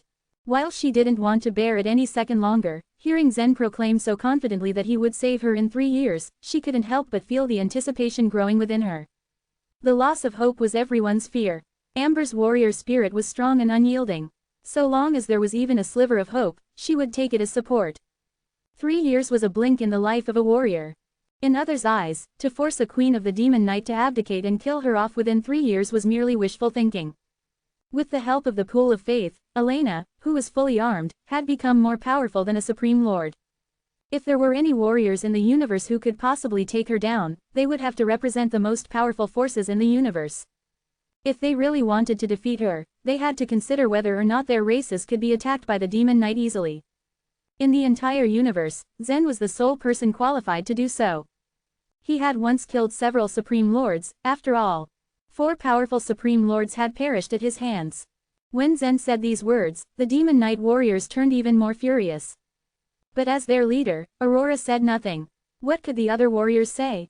But these warriors from the Demon Knight were still unconvinced. It was very reckless for a Soul Sea Realm warrior like Zen to kill their queen within 3 years. The gap between the Soul Sea Realm and the realm of the World Lord was indeed wide. The Spirit Supreme Realm and the Spirit Transformation Realm lay between the 2 cultivation realms. To increase their cultivation base and match up to the World Lords, some warriors would spend hundreds of thousands of years, even millions of years, to practice their cultivation. But Zen had made a promise that he could bring Elena down in a measly 3 years. I can endure it for 3 years, Amber responded with a nod, her eyes gleaming with hope. While she wasn't certain Zen could manage to do it within 3 years, she was firm in deciding to keep on enduring the years of pain as, at the very least, he had given her hope. When Zen was on the Sea God continent before, he had already completed numerous seemingly impossible tasks, he was a miracle maker. Rare were people like him. When he saw her expression, he couldn't help but feel guilty. After all, it was because of him and Lavender that Amber was stuck in such an awful predicament. Zen wasn't a savior, he wouldn't deliver all things from suffering or their troubles. But he wouldn't just stay out of the matter if someone he treasured was in trouble. Chapter 1231, Explosive Ferocious Ant. Aurora walked to the side, but she was quietly looking Zen over from head to toe. It wasn't just her. The other warriors of the Demon Knight, such as Vivian, were also reconsidering Zen. He was not quite what they had expected. However, there was a hint more than curiosity in Aurora's eyes. He said that he would kill Elena within 3 years. She thought this fellow was truly interesting. However, she was still mystified as to how he would manage to reach this step. She wanted to ask Amber about it when she had more time. After chatting for a while, Amber had calmed down and her heart took up a more normal rhythm. At the very least, her decision to enter the illusion battlefield had proven correct. Next, Aurora once again took charge of the group and they all stepped on the plate at the end of the tree branch. When the scribbled golden words needed to break the spell, once more appeared under everyone's feet, they began to ascend yet again. Not long after, they arrived at the 8th branch of the sacred Ailanthus. As Zen landed on the 8th tree branch, he immediately saw that it was filled with giant ants. There were a lot of tall spikes on the bodies of these vicious ants.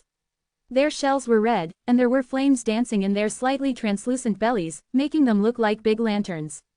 If it weren't so dangerous, it would have been a comical scene to witness. The explosive ferocious ant. Once each of these ants are killed, there will be a violent explosion. It would be best for everyone to spread out a bit, Aurora ordered. She had wandered through the sacred ailanthus 3 times before, so she naturally knew every single one of these vicious creatures like the back of her hand. The others all heeded her instruction and spread out cautiously. Previously, when Zen, Vivian, and the others had rushed after them all the way here, Aurora had killed off all of the vicious beasts in advance. Now, they were going to have to kill them together, all the way up from the 8th tree branch. However, the defensive capabilities of these explosive ferocious ants aren't strong. If you are careful when killing them, you can pass through. Just remember the explosions that follow. As she spoke, she once again held up the black tree in her hand.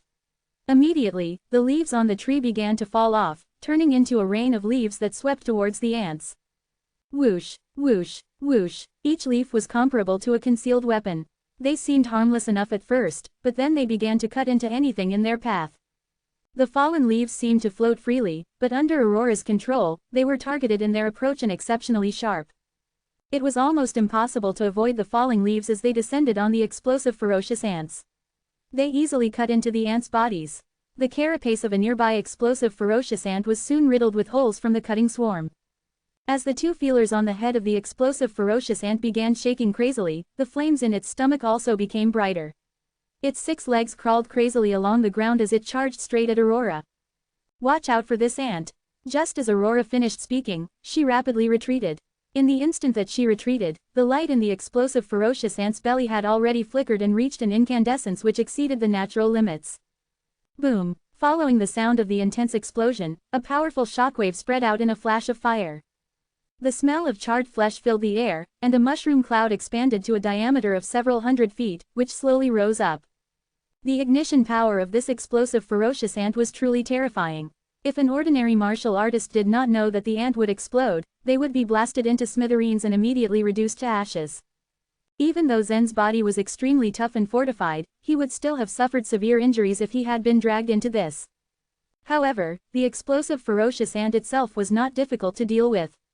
They could easily be cut down, or killed with bow and arrow. After killing one of the explosive ferocious ants, Aurora turned back. Her eyes fixed on Zen as she smiled and said to all of them, "That's it. It won't be difficult to deal with them, as long as you attack them carefully. Keep your eyes open and watch for any that try to sneak closer." What she had just done was merely a demonstration for them. However, even after Aurora had shown the way to kill the ants, Amber, Vivian, and the rest of the warriors of the Demon Knight all looked at Zen. What are they all looking at me for? Zen blinked his eyes rapidly in confusion as he thought about their strange behavior, but in his heart he knew what they were waiting for. He realized that they wanted to watch him take action, and see how powerful he was. "I'll give it a try then." Zen smiled as he leapt up and immediately rushed forward. However, he did not attack when he brushed past the nearest explosive ferocious ant. Instead, he gently tapped the explosive ferocious ant on its back with the tip of his foot and charged forward once again, with his clothes fluttering in the wind. Being stepped on by Zen, the first explosive ferocious ant crawled at an extremely fast speed and chased after him. But Zen ignored it and continued running forward. Tap! With a flip, he brushed close by another explosive ferocious ant. Thus, there were 2 explosive ferocious ants now chasing after Zen. The other members of the group grew uncomfortable at the sight of Zen being chased after by these dangerous creatures. If one of them exploded? What is Zen doing? He wants to gather the explosive ferocious ants together. He must be crazy. Witnessing this scene, the warriors of the Demon Knight couldn't help being worried about him. It seemed like a suicide mission that Zen was embarking on. Although the explosive ferocious ant itself was not a powerful foe, its explosive power was extremely terrifying. No matter who was fighting against the ants, they would have to be cautious when dealing with them. Therefore, the only way to pass through the 8th tree branch was an arduous task which would exhaust one's strength. One had to lure the explosive ferocious ants aside and kill them one by one. However, watching Zen brazenly charge into the group of ants, Vivian and the others' hearts did indeed lurch, and they almost rushed after him. However, a faint smile was growing on Amber's face. Strictly speaking, she hadn't had much interaction with Zen before. However, back in the Heavenly Feather sacred place, the various incidents which Zen had featured in, had also been spread in detail from the Tower of Sin. She knew that this was Zen's usual way of doing things. If he was to follow the rules, he would not be Zen. He could never wait inertly for someone else to take action. Zen always rushed in and his bravery always carried the day. Zen didn't stop at all as he jogged past them, and the number of explosive ferocious ants following behind him grew in number until it was a lengthy train of ants that covered the ground. There are so many explosive ferocious ants. If they were to all explode together, how powerful would the explosion be? Isn't he afraid of being blown up and dying? He would lose a lot of illusion points if that happened. Aurora was staring curiously at Zen's actions. Hearing their discussions, her face changed as if an idea had suddenly occurred to her. She then said, "Back off. Everyone, back off. Stay as close to the main trunk of the sacred ailanthus as possible." She seemed to know what was coming. Now, everyone could see that Zen was planning to lure these explosive ferocious ants to gather together. The might of a single explosive ferocious ant's terminal combustion had already been so astonishing to behold. How shocking would it be if hundreds of ants, tightly packed together, all exploded at the same time? Whoosh! As Zen rushed forward, a black mass of explosive ferocious ants had already gathered behind him. Now is the time. He suddenly turned and rushed forward, grabbing an explosive ferocious ant in front of him. This explosive ferocious ant was 10 feet long, much longer than Zen was. Furthermore, the ant itself possessed immense strength. Even a tiny, grain-sized explosive ferocious ant could lift something that was 10 times heavier than itself.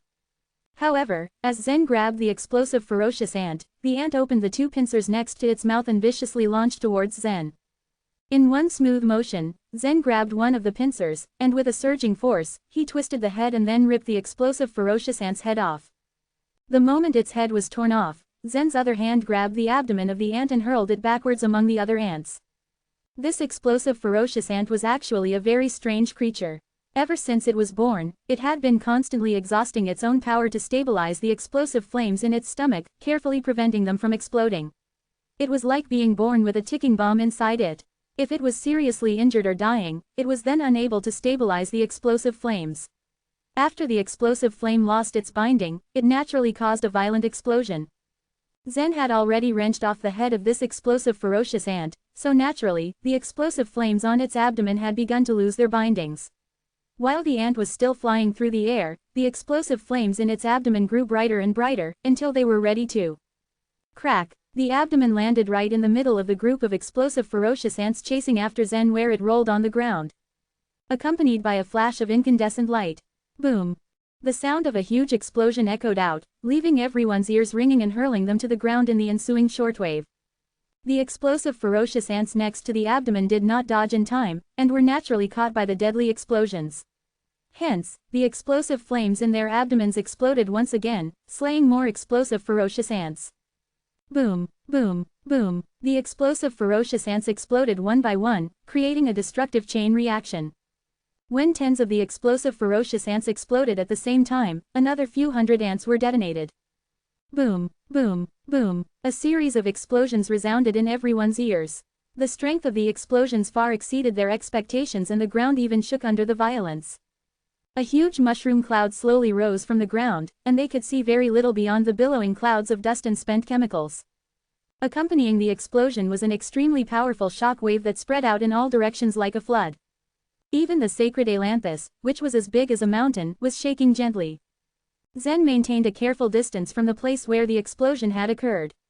Both of his legs remained fixed in the ground, like nails had firmly nailed him in place, while he had a firm look on his angular face, as he bore the brunt of the shock wave. Fortunately, Aurora had asked everyone to retreat to the main trunk of the sacred ailanthus behind them from the start. When the shock wave spread out, it was as if there were giant invisible hands pressing everyone down to the ground and even tightly into the tree trunk, preventing them from moving at all. It almost felt as if the air was being crushed from out of their lungs by the intense pressure. If they had still been standing foolishly on the 8th tree branch, they would have been launched headfirst towards the main trunk of the sacred ailanthus by the impact of the shock wave. In that case, even if somehow they didn't die, they would at the least have been severely injured. Chapter 1232. Letitia had ascended. Aurora's face was scrunched up in pain after having her back smashed against the tree trunk from the force of the explosion. She shouldn't have asked him to give it a try if she knew this was the way he was going to deal with these ants. After the dust settled, all of them decided to leave the safety of the tree trunk and check on the state of their surroundings.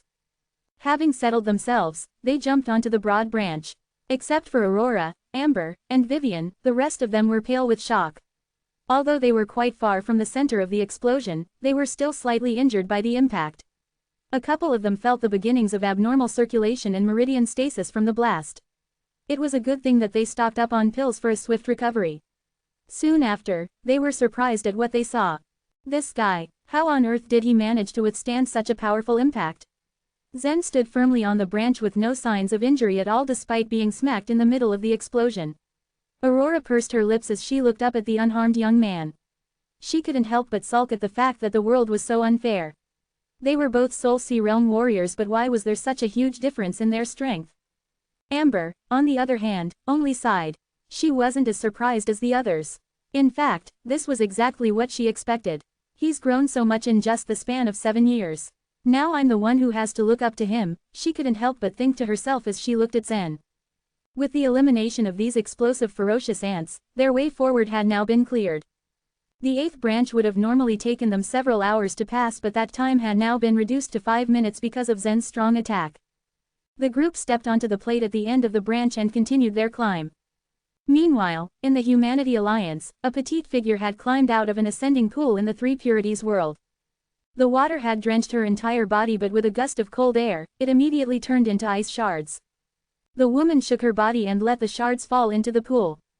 Ding ding, the vitality between heaven and earth here is so violent. She looked around and took in her surroundings with curiosity. Wanting to see more of this strange place she had just arrived in, she slowly walked down from the side of the ascending pool. You, and the rest of you stay there. Don't move, an armored warrior ordered. The woman slightly raised her brows as a brief display of defiance, however, she was quick to submit after finding out the cultivation level of this warrior. He was a powerful master at the late stage of the Soul Sea realm. She did not resist and obediently followed the other warriors who had also ascended from the lower world. These new arrivals had high hopes for the upper world. None of them knew that the competition here was going to be even more grueling than that of the lower world. These warriors had been top warriors and held absolute power back in the lower world, but here Soul Sea Realm warriors were in the lower end of the social spectrum. They would have to get used to the status change soon enough. The woman curled up in a corner as she tried to get used to the violent vitality between heaven and earth. At the same time, a heavy feeling of melancholy descended upon her. My husband's cultivation was at the life and death realm back then. It's been more than 6 years since he left. I don't know which level he's reached now. Has he already reached the Soul Sea realm? She couldn't help but wonder to herself. This woman was no other than Cloud Hall's leader, Letitia. She had finally reached the Soul Sea realm after so many years. When Zen left, she had already been pregnant. Their child had been born as a boy whom she named Jeffrey Luo. Jeffrey was her only source of consolation for the past 6 years. He was the spitting image of Zen, which somewhat eased her loneliness but also added to her worries every single day. It was normal for warriors to separate for several years after getting married. Some even went to the extremes and practiced 100 years in seclusion. A door would often separate them from their partners, but the only time they would get to meet again would be after an entire century. However, Zen and Letitia had married young, and Letitia herself had no experience in dealing with lovesickness. These past few years of being separated from Zen almost killed her. The only way she could rid herself of this torment was through immersing herself in cultivation, and, after 6 long years, she finally reached the Soul Sea realm. Her son, Jeffrey, was now 6 years old and an extremely intelligent boy. The Cloud Hall enjoyed a high status in the central region, and he had a much stronger foundation than his peers due to the advantage of having Cloud Hall's resources at his disposal. He had already reached the 4th grade of the nature level. Her ascension meant she had to leave her son, but it was a necessary trade-off in order to reunite with Zen. This supreme world is so vast and boundless that you can't even imagine how big it is. Even the traveling speed of Soul Sea Realm warriors would not be enough. It would still take you around 100 years to cross it. This is the pure jade sacred place of our Three Purities world. It is a 10th grade sacred place. The world lord of the Three Purities world is also the saint lord of our pure jade sacred place. The armored Soul Sea Realm warrior informed them as a kind of briefing. His words immediately shook Letitia's heart. She knew the upper world was vast and boundless and couldn't be compared with the great world she was from. She knew the path towards Zen wasn't going to be easy. However, from what the armored warrior said, the size of these 100,000 supreme worlds was beyond her expectation, and it was even harder for her to find Zen than what she initially imagined. 100 years for Soul Sea warriors to travel across a supreme world. It was ridiculous, not to mention that there were still 100,000 supreme worlds here. Finding her husband was going to be even harder than finding a needle in a haystack. And what was the warrior saying? She had ascended to a 10th grade sacred place. Just how strong was this sacred place? These thoughts went through her mind as she sat there. All the warriors from the lower world, follow me. The armored warrior ordered with a booming voice. Since the opening of the illusion battlefield, the miners have all slipped in one by one. The entire mine is in a dire need of manpower. You all have to go to the mineral vein of our pure jade sacred place to do the mining. The illusion battlefield had opened and all Soul Sea Realm warriors were allowed to participate. It was generally forbidden for the ascended warriors to participate since they still needed to work in the mineral vein, but it proved to be impossible to stop them. All the Soul Sea warriors needed to do was to step inside and leave the mining work behind, so nobody could really do anything to stop them. What was even more infuriating was that the pure jade sacred place had forbidden all the stewards from entering the illusion battlefield. They could only look on in despair as the chance of improving themselves slipped away from their fingers. Mining, how long will it take? A newly ascended warrior asked. It all depends on your strength. Some people are fortunate and were able to leave after 3 to 5 years. Others, not so much. There are some who've stayed here for over 100 years.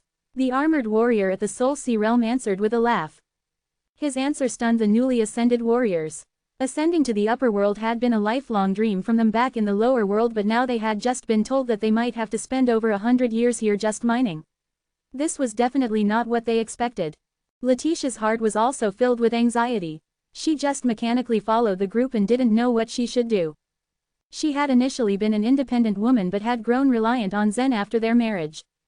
But he wasn't here right now. He hadn't been for the past few years. Zen's talent was no doubt enough to make him a core martial artist in a 10th grade sacred place. But there were so many supreme worlds here in the upper world and she had no idea which one he ended up in. Would she really have to mine here for decades? If she had known this earlier, then she wouldn't have ascended. She would have just stayed in the lower world with her Jeffrey. But it was too late for regrets now. The armored warriors quickly led them to a space tunnel and advanced. However, halfway through their journey, an armored warrior went into the group and stopped in front of Letitia. "You, stop, you don't need to mine anymore." "Huh," she could only remark in surprise. The armored warrior only shook his head. "Just follow me." Her eyes flickered in curiosity, not really knowing what was happening. Everything was just so strange here in the upper world. But she took it as a good sign that she wouldn't need to mine anymore. Letitia split from the group and followed the armored warrior into the space tunnel. They walked through it for a while before finally arriving at a large city. Her eyes were wide in wonder as she took in the grandeur of the sights in front of her. Soon enough, she was being led into an equally exquisite hall. Dozens of women were already gathered here, all of them at the Soul Sea Realm. Letitia took the chance to converse with some of them and found out that they too were all newly ascended warriors from the lower world. They were also brought here with no knowledge as to why and what exactly was waiting for them. Leaving wasn't an option since there were armored warriors who stood guard outside the hall. This was when Letitia realized that there was something fishy going on. Why exactly had they been brought and gathered here? Nobody knew, so they could only resort to focusing on their cultivation. Letitia and these other women had waited here for half a month until, one day, 3 young men arrived. Their bodies emitted strong auras and all of them were powerful masters at the Spirit Supreme Realm. Chapter 1233. Zen's ranking dropped. When the 3 men entered the hall, the man on left chuckled as he said, "These women are warriors that have just ascended to our pure jade sacred place. The female warriors at the Soul Sea Realm from the lower world are all beauties, aren't they?" The man on the right remarked with a smirk. The most handsome one stood in the middle, attracting every woman's gaze the moment he stepped into the hall.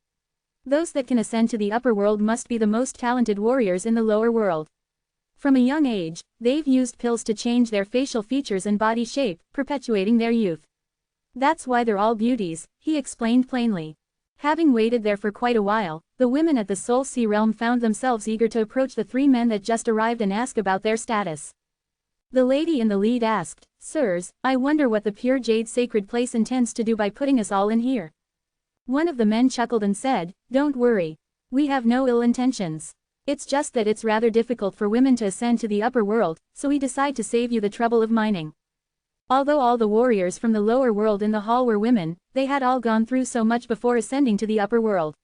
Naturally, they weren't impressed by the man's words. In truth, they all knew that he was making it sound much simpler than it was actually going to be. If that's the case, why do we need to be locked in here? Why not just let us go? Another woman asked with a smile. Standing in the corner was Letitia, who furrowed her brows when she heard the woman's question. If they were freed, she'd be able to go and find Zen. But with the way things were looking, it seemed the men weren't just going to let them go too easily. As expected, the man only laughed. The pure jade sacred place is the greatest power of the three purities world. Since you've ascended here, could it be that you all want to give up the rare opportunity to join our sacred place? Worry filled the hearts of the women in the hall. Because they knew they were no match for the three men, they could only wait and see what they were really after. Master High of our pure jade sacred place is almost a world lord. He wants to take in some disciples. You are all fortunate enough to be chosen for the status. Follow me. It's worth noting, however, that Master High has his own standards. Not just anyone can become his disciple. Good luck, girls. Master High's disciples. I've had no master since I started cultivating. No matter what cultivation level Master High is at, I refuse to be his disciple. I knew being brought here was bad news. There are so many women at the Soul Sea realm in the upper world. Why must Master High take us as his disciples? These women were all clever enough to understand what was going on. It was rather upsetting. But why would the three men at the Spirit Supreme realm bother listening to what they had to say?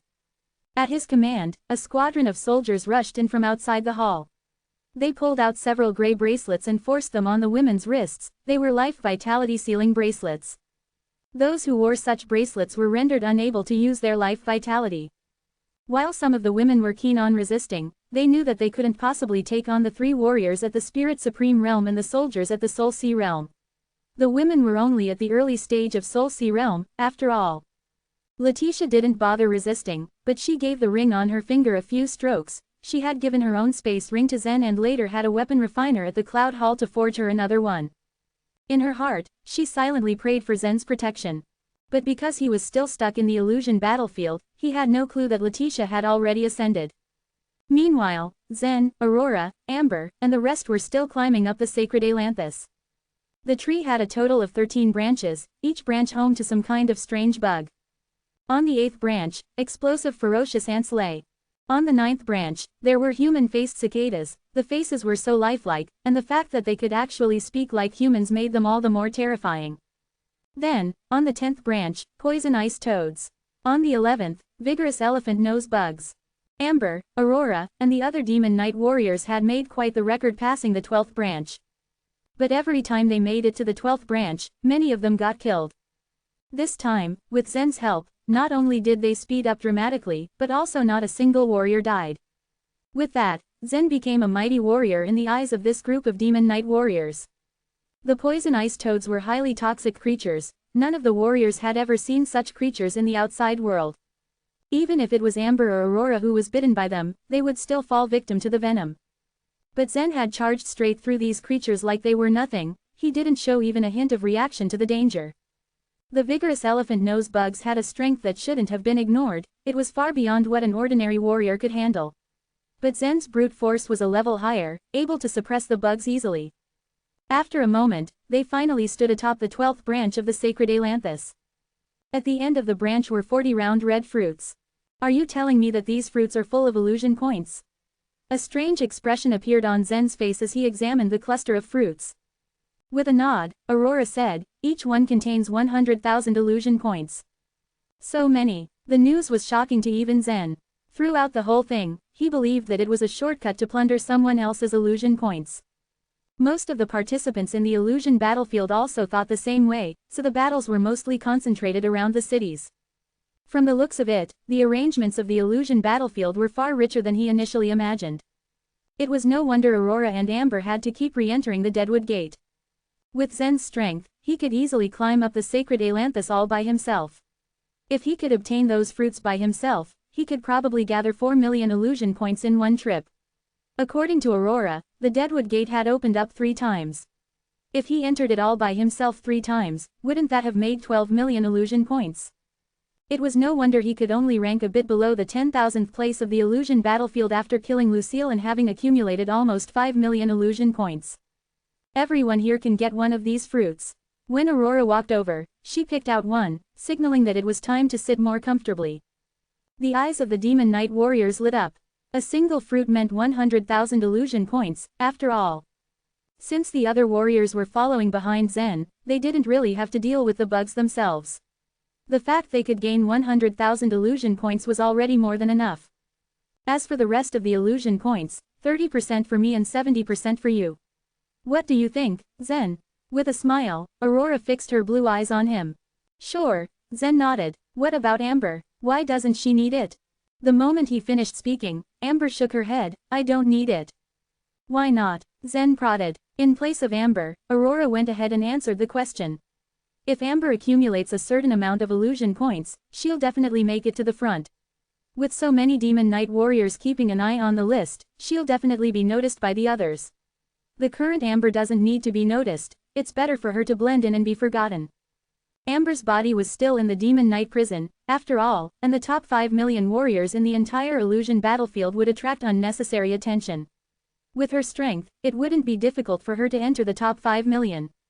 If Elena noticed this by chance, Amber would face even more severe consequences. Although it wasn't a probable outcome, it wasn't worth the risk. Looking deeply into Amber's eyes, Zen nodded. I got it. Then, he took the fruits from Aurora and crushed them one by one.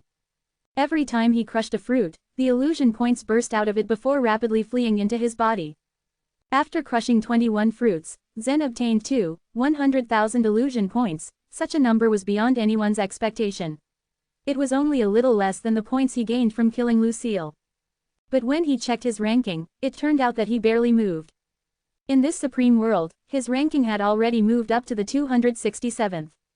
But in the entire illusion battlefield, his ranking didn't only fail to improve, but also dropped to the 15,000th. This meant that the warriors ahead of him were plundering illusion points much faster than him. Chapter 1234, Eyeballs. Upon checking his ranking, Zen couldn't help but sigh. In the illusion battlefield, there were just too many competitors to take on. Putting strength aside, each of these warriors at the Soul Sea realm had their own individual chances and fortunate encounters. Such warriors with both strength and luck could easily monopolize places like the Deadwood Gate, plundering illusion points. Naturally, they could obtain the points much faster than the ordinary warriors. If it wasn't for Amber's sake, Zen could have easily chased away this group of Demon Knight warriors to monopolize the Deadwood Gate by himself. When the gate opened, he could enter it himself and take away 4 million illusion points like it was nothing. Lucille, who had occupied an entire city and forced the warriors to pay her illusion points, couldn't be compared to Zen in how he obtained the points. Because of the fear that something like this would happen, Aurora had been rather wary of Zen. Being a World Lord descendant, she'd had her hopes up for getting a good rank. It was probably a tad painful to volunteer the 21 fruits to him. Hey, look at this. There's a plate leading to the 13th branch. Why don't we move forward? Zen asked the group as he stared at the area. We can't go there. Amber shook her head. After a blink of her eyes, Aurora smiled. Zen, you can challenge it if you really want to. But the 13th branch is the apex of the sacred Ailanthus. It'll be difficult beyond what we're capable of. Though, I suppose the reward is quite promising. Hearing her words, Zen nodded. I want to give it a try. Although he was already in the top 20,000 in the entire illusion battlefield, this rank was by no means the end of it. We've climbed onto the 13th branch once. It should be the place of inheritance of the sorcerer race. We were attacked by some strange spells when we entered. The spells took some of us out before we retreated. Zen, you must consider this carefully, Amber said with a now worry-stricken face. With a nod, Zen smiled. Even if it doesn't work, I can still leave. Since he already made up his mind, Amber could no longer hope to stop him. She knew there was no point in trying to do so once he was determined to do something. As for the other Demon Knight members, they couldn't help but feel some sense of anticipation. While they had all been through the Deadwood Gate a number of times, none of them ever dared to set foot atop the sacred Ailanthus. They wanted to see if Zen could really make it. Under the crowd's watchful eyes, Zen stepped onto the plate. Along with some sort of cough sounds from the small skulls, another set of words appeared under his feet. Without hesitation, he flew toward the top of the tree at full speed. At the top was a huge, gray treetop. At this point, the white clouds were already swirling around it, turning it into a leaden gray. A strange feeling rose in Zen's gut the moment he set foot on the surface. This feels familiar. Where have I felt it before? He wondered. For a moment, Zen stayed still and tried running through his memories, but he couldn't find the answer among them. A brown-yellow branch spread out from the top of the giant tree, forming a flat platform. On the platform were skulls that stood dozens of feet wide.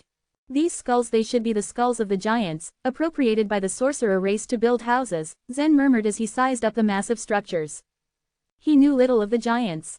The warriors of this race were double the size of the ogres, but they moved slowly and didn't have much talent. The only thing they could really brag about was their innate supernatural strength. Almost every giant had it. But in the upper world, where many talents roamed, it was impossible for the giants to contend against another race by merely relying on brute force. So in the upper world, the giants could only be considered a small race. After he was satisfied examining them, Zen began exploring along the treetop. Perhaps it was because he was alone, but the surrounding atmosphere felt particularly gloomy. Suddenly, the sacred ailanthus was extremely quiet. Earlier, Zen hadn't felt this way because he was accompanied by the demon night warriors. Now that he was standing there alone, he could hear even his own heartbeat. Plop, plop, plop. After taking a few steps forward, he stopped.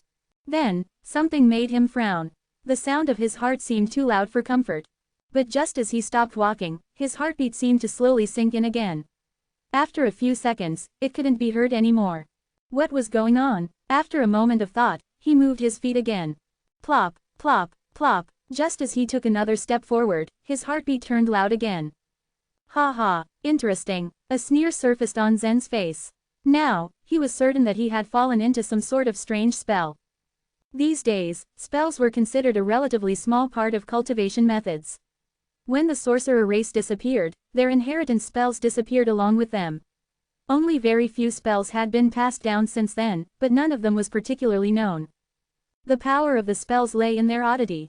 A spell could often kill people without them noticing, making it impossible to even hope to guard against. Zen was well aware that he wouldn't be able to see through the spell, but he decided not to think too much about it. Instead, he allowed the sound of his heartbeat to grow louder and louder as he took each step. Plop, plop, plop. As he took more steps forward, the sounds grew more intense as if someone kept punching him right in the heart. But Zen's body refinement worked from the outside in. The strength of his body wasn't limited to only his tendons, bones, or skin, even his internal organs had absorbed all sorts of flames, making themselves as tough as a divine weapon. If it were any other warrior with their heart gripped by this strange force, they probably would have already been severely injured and rendered unable to move. But Zen was completely at ease. It was no big deal ignoring the heartbeat resounding in his ears. But after about 5 minutes, he stopped once again. This path doesn't seem right. I think I'm walking in circles. On the road atop the tree, there were 60 to 70 gigantic skulls. After circling a few times, he soon found himself walking in circles. He felt trapped in the space.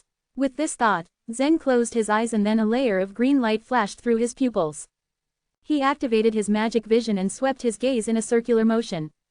Zen's eyes widened as he looked through the faint, lead-gray fog. He couldn't help but suck in a sharp breath of cold air. In the depths of the fog, huge eyeballs were floating about. Unable to gauge the distance, Zen couldn't tell the exact size of the eyeballs, but they were undoubtedly enormous compared to him. They floated silently in the air as their gaze remained fixed on him. No matter what kind of creature these eyeballs came from, anyone who was targeted by them would undoubtedly feel their blood run cold. Zen was no exception. Chapter 1235, Ancient Race and Shadow Creature. There are a total of 13 giant eyeballs. These eyeballs should represent some kind of vital symbol of the sorcerer race. They might even represent the supreme existence of their tribe. Previously, Zen had speculated that this enormous illusion battlefield could have been constructed according to the omnipotent will of the heavens, and that this will contain the vast expanse of memories from the heavens. During this grand era, it contained all of these: the civilizations that were created, the civilizations that were destroyed, and the civilizations that had survived. They all appeared one after another in the illusion battlefield. For example, the temple that Zen had entered was derived from the blessed Buddha land. And this sacred ailanthus in front of him contained the origins from the sorcerer race. In the vast universe, after billions of years had passed, there were countless new civilizations that had formed. Some civilizations were short-lived and disappeared into the river of history, becoming mere flotsam in the grand scheme of things. Others grew stronger and thrived, such as the human race, the demon knight, and so on. In that temple, Zen had obtained a teleportation token that had allowed him to freely travel through this supreme world. What then awaited him at the top of the sacred Ailanthus? If for being safe and sound, then Zen could have chosen to not enter this place. Moreover, he could use the teleportation token to escape from any predicament, now that he could use it again. Actually, there was nothing that would threaten his life, since everyone and everything in the illusion battlefield were only projections. But all of the warriors were working hard, and Zen obviously would not choose to retreat from a fight. Moreover, he had just checked his ranking. Although he had obtained over 2 million illusion points, in the end his ranking didn't rise but fell. The warriors ranked ahead of Zen had either used some special methods to plunder more illusion points, or had discovered something that Zen had yet to find. If Zen didn't want to fight now, his ranking would plummet. Outside the gray fog, those huge eyeballs were just quietly floating in the air, without any conscious movement, as if they were just part of a strange background. Zen naturally was unworried and didn't care about them. He stood there hesitating for a moment, and then suddenly jumped up. Since he was unable to find a way through this maze, he didn't want to waste too much time on it. Thus, with a leap, he flew up into the air. No matter how complex the maze was, it could not extend into the sky. Besides, there was no ban on flying above the sacred Ailanthus. Huff, huff, although there was a thick, gray fog obscuring most of the sky in front of him, with the help of his magic vision ability, Zen was able to glean a good look at the surroundings above the tree. The top of the tree covered a vast space. It was a treetop shaped like a mountain. It sloped upwards at an angle of 30 degrees, and covered an area about the size of a city. Zen could cross it in a few seconds with his fast speed. There was a ball of purple light swaying slightly on the tallest bough of the tree, but Zen was too far away from that light ball, so he couldn't tell what it was. Huff. After Zen flew along the treetop for a long time, he suddenly stopped midair and his gaze instantly froze. As he flew, he had used the ball of purple light as a point of reference. However, after flying for a long time, the distance between him and the ball of purple light hadn't changed at all. When Zen looked down, he saw the 3 skulls placed together, which marked the starting point of his flight. There is some sort of power spreading throughout this maze that binds me here. Is it formed by the space law? It was definitely impossible for an ordinary maze to have such an effect.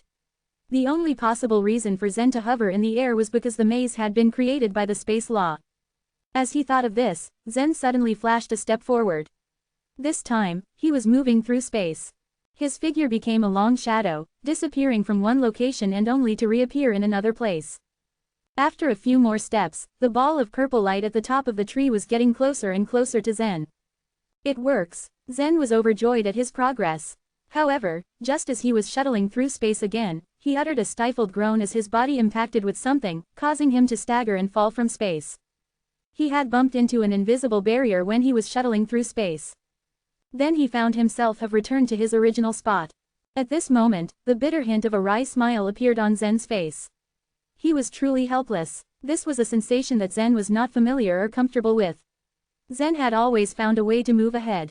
Plop, plop, a heartbeat sound made Zen's eyebrows wrinkle slightly. The predicament before him was indeed a thorny dilemma to deal with. Despite the time and efforts that Zen had expended, he once again descended on the treetop. His eyes were staring at these large skulls, while his mind continued to gnaw at the issues. These skulls were twice as tall as Zen and shaped almost like a house. Zen had not paid them much heed before, but as he walked back and forth, he realized that the heartbeat sounds became louder or quieter as he came closer to, or withdrew from the skulls. It was this slight difference that had caused Zen to notice the skulls. He walked forward and rubbed tentatively at the surface of the skull with his hand. Zen's eyes flashed slightly, and he then exerted some of the strength in his hands. Crack! A crack appeared on the surface of the skull, jaggedly extending from the cheekbone all the way to the top of the skull. With his eyes following the fissure, Zen once again struck out with his palm, and the huge skull finally disintegrated. Boom! The moment the skull split open, a figure was revealed within. The figure was black in color, and looked like it was 1/3 the size of an ordinary human. It was wrapped in a tattered cloth, and its gaunt body could be vaguely seen through the rags. Whoosh! The figure suddenly disappeared into another skull in a flash, before Zen could get a closer look at it. This is a shadow creature. When Zen had been in the lower world, he had seen this type of creature before. With a single glance, Zen had formed a very deep impression of this rugged type of figure. At that time, there had been a group of shadow creatures chasing after him and several celestial position members. Why would he now meet a shadow creature here? Could it be that this ancient sorcerer race was in fact the shadow race that had once been cursed by gods? He had barely chased the creature out, and then the heartbeat sounds in his ears also disappeared. It seemed like it was all because of that shadow creature. Thinking of this, Zen no longer felt any hesitation. His figure flashed as he stepped in front of the next gigantic skull. The skulls of the giant were not durable in nature at all. Faced with Zen's divine weapon body, their bones were like paper and he quickly crashed into one skull. However, in the moment that Zen crashed into it, two rugged black shadows appeared from the huge eye sockets of the skull. These skulls are all hiding these creatures. Whoosh! This time, Zen did not plan on letting the creatures slip into the next skull. He wanted to catch one and launch a thorough investigation. These dark figures weren't very big, but their speed was indeed incredibly fast. Although Zen had activated his bodily movement skill, he was only able to grab a piece of the tattered cloth fluttering behind them. TSS. The strip of cloth in Zen's hand had suddenly turned into columns of black gas, which ate corrosively at his fingers. This thing also had poison on it. If it had been someone else, even their bones would have been corroded. However, Zen's expression did not change at all, and he continued to chase after the black figures. Hila. Zen chased after one of them, while the other black figure extended its jagged fingers. The curved nails on its fingers were like the claws of a wild beast, and it was chanting an incantation. Although he knew that this ancient sorcerer race's spells were powerful, Zen had no time to care about that right now. He had to capture this thing first. Although the dark figure was nimble, its speed was still a lot slower than Zen's. When Zen extended his hand, that black figure could no longer dodge. It was firmly pressed onto the ground by Zen, who lifted off its cloak at once. The moment the cloak was lifted free, it turned into wisps of black fog that started to dissipate immediately. The figure in front of him did indeed look human, but its entire body was pitch black and there was no skin on its hands and feet. Instead, a shining hard shell covered all of its body. Hila. The thing that Zen was holding on to ground seemed to know that it could not escape, and was also chanting an incantation in a strange language. Two black vortexes appeared next to Zen, and two palm-sized skulls emerged from the two black vortexes. These skulls were exactly the same as the ones that Zen had seen earlier on the plates. The only difference was that these skulls had opened their mouths and were moving towards Zen to bite him. Chapter 1236. Hall of Causality. Zen punched the two palm-sized skulls twice. However, he didn't put those small skulls in his eyes. His hands barely felt any pain when he punched the skulls since he used just a fraction of his strength. Zen thought that it was enough to shatter them. What he didn't know was that the skulls wouldn't shatter. He was shocked to see that they only flew away. They were catapulted a few hundred meters away and even passed through two giant skulls. What was more shocking was they circled back with open mouths, aiming to bite Zen. These small skulls, they were quite unusual. Jira. In addition, Zen heard more curses that came from the surrounding giant skulls at the same time. Black vortexes then surrounded Zen like a blanket of smoke as small skulls arose from them. They really can't be broken, Zen murmured. He crushed the figure on the ground, then grabbed a small skull with a wave of his right hand. Break. This time, Zen had used the power of 10,000 dragon scales. A surging force flowed through Zen's right arm and into his 5 fingers. This turbulent force enabled him to even twist a divine weapon. However, this small skull was like a solid boulder as it withstood Zen's strength. Zen was still unable to crush it even he had used such a strong power. 20,000 dragon scales, 30,000 dragon scales. It was such a small skull, but Zen had already exhausted almost all his strength. He had even used the power of the dragon scales to make all the forceful energy in his body erupt. Yet, the small skull still didn't crack at all. To make things worse, the other small skulls also rushed towards Zen at the same time to bite him. Zen quickly spun and kicked away all the skulls. Then, he suddenly moved in a flash in an attempt to kill the beings hidden inside the enormous skulls first.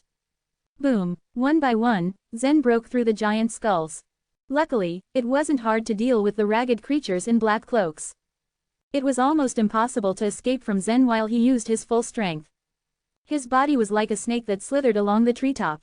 He destroyed and killed the giant skulls and creatures one by one. After a while, Zen noticed that he increasingly got closer to the top of the tree. He finally realized that if he wanted to leave this maze, he'd have to destroy it. Although Zen had come up with a solution to the problem and it wasn't difficult for him to get close to the purple light, a new problem arose. What should he do with these small skulls? He originally thought the small skulls which were summoned by the strange creatures would disappear after he had killed those creatures. However, he hadn't seen even a single skull vanish even if he had already killed more than half of those creatures. In fact, the small skulls that followed Zen from behind even increased in number, and he couldn't fend them off. It could be said that there was no connection between killing the creatures and the small skulls. 1 hour had passed. Zen had crushed all the big skulls on the treetop within that time frame. Therefore, Zen had also eliminated those from the shadow race. However, there were 400 to 500 more palm-sized skulls that floated behind Zen. The densely crowded skulls took turns to bite Zen's body, which made his skin crawl. Scram! A resounding force surged from Zen's body. It struck the densely packed skulls behind him and sent them flying in different directions. Then, something strange happened. After a short while, they moved towards Zen and continued to bite him again. The skulls' bites weren't that strong, and since Zen's body was a divine weapon, he didn't feel much of them. But if he couldn't get rid of these skulls, wouldn't they always be behind him? At that moment, Zen suddenly remembered something. Back when he had been captured by a Supreme Lord in the Middle Sky region, there was a Supreme Lord who had been followed by countless skulls. Those skulls also ceaselessly bit at that Supreme Lord. That Supreme Lord must have killed the people of the Shadow race as well, which was why those skulls followed him. If even a Supreme Lord couldn't do anything to these skulls, then Zen would be even more helpless. Then again, that Supreme Lord had killed those creatures in the universe, and Zen was still in the illusion battlefield. Still, it was unseemly to be carrying so many skulls around the illusion battlefield. Zen hesitated for a while, then simply shook his head. Whatever, he could only take one step at a time anyway. At most, the skulls would be considered as a shell on his back. They were so hard, maybe they would be helpful in resisting some attacks. Without further thinking, Zen walked towards the purple light. After Zen broke through the maze, he was only about 2,000 feet away from the violet light. There was a flight of stairs made from tree branches in front of him. These steps rose into the air and extended all the way to the top of the sacred ailanthus. The moment Zen stepped onto the stairs, a giant eye in the sky blinked. Zen smelled a strange fragrance, then the surrounding fog turned from a leaden gray to a light yellow. Poison fog, he muttered. The two most powerful methods of the sorcerer race were poisoning and incantation. The incantation indeed gave Zen a headache. The small skulls which hung on his back and continuously ground their teeth was an example. He had no solution for that at all. As for the poisoning, though, he completely ignored it. The yellow poisonous fog around him was actually the ancient sorcerer race's long-lost datura poison. The method to make this poison had been lost for quite a long time. However, there were some records that stated how fatal the poison was. Normal warriors couldn't resist it, and even some of the world lords would be horrified at the mere mention of it. This poison had killed countless warriors when the ancient sorcerer race expanded. However, no matter how domineering the poison was, it was useless against Zen. He was just a weapon, but a weapon that looked like a human. As Zen walked forward another 100 feet, another giant eye blinked and the yellow mist dissipated. What filled the air next was a blue poisonous fog. This time however, Zen frowned at the sight of the blue fog. It wasn't because he was afraid of the poison, but because the blue fog was too unpleasant. The yellow poisonous gas was extremely fragrant. Meanwhile, the blue poisonous gas smelled extremely pungent, and assaulted his senses with its putrid scent. Zen could only cover his nose as he continued forward. Then the poisonous fog changed again every time Zen had passed 100 feet. All of them also smelled different, but most of them were quite foul-smelling, like the stench of rotten fish. All the smells except for the first poisonous fog made Zen feel really uncomfortable. If those supreme masters of the ancient sorcerer race had discovered that Zen judged their 13 deadly poisons as such, they would probably be so angry that they'd vomit blood. These 13 deadly poisons were the proud invention of the ancient sorcerer race, and each of them had a different virulence. Some poisons could cause one's entire body to fester and die, while others would hide in the body of a martial artist for several years before erupting. Then once they exploded, there would be nothing left of their victims. The poisons could even devour their victim's body. However, it would be a reckless waste for them to use these poisons to Zen. The steps were covered in all sorts of poisonous fog. It might be a natural moat for ordinary warriors, which they couldn't pass through at all. On the other hand, Zen passed through them with ease and finally arrived in front of the ball of purple light.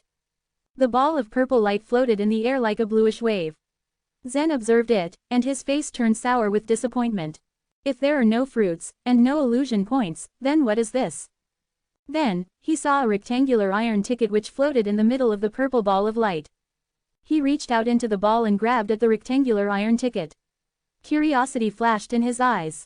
Zen's gaze froze when he grabbed the iron ticket and saw 3 words on it, Hall of Causality. At that same moment, the iron ticket had conveyed a thought to him. You can enter the Hall of Causality after paying 5 million illusion points. A total of 10 warriors is required to open the hall, and 3 more are needed. Would you like to pay the illusion points? Zen was stunned at the words from the voice that echoed in his head. I've painstakingly roamed the top of this tree for so long, it's even fine if you don't give me illusion points, but now I'm actually supposed to pay 5 million illusion points. Zen said. Torn with his feelings, he had no idea whether to laugh or cry. Chapter 1237, Annoying Little Skulls. Zen had worked so hard at the very top of the sacred Ailanthus, but all he got were this iron ticket, these annoying skulls and their painful bites. He quickly swept his gaze and didn't see anything else that was special about the treetop anymore.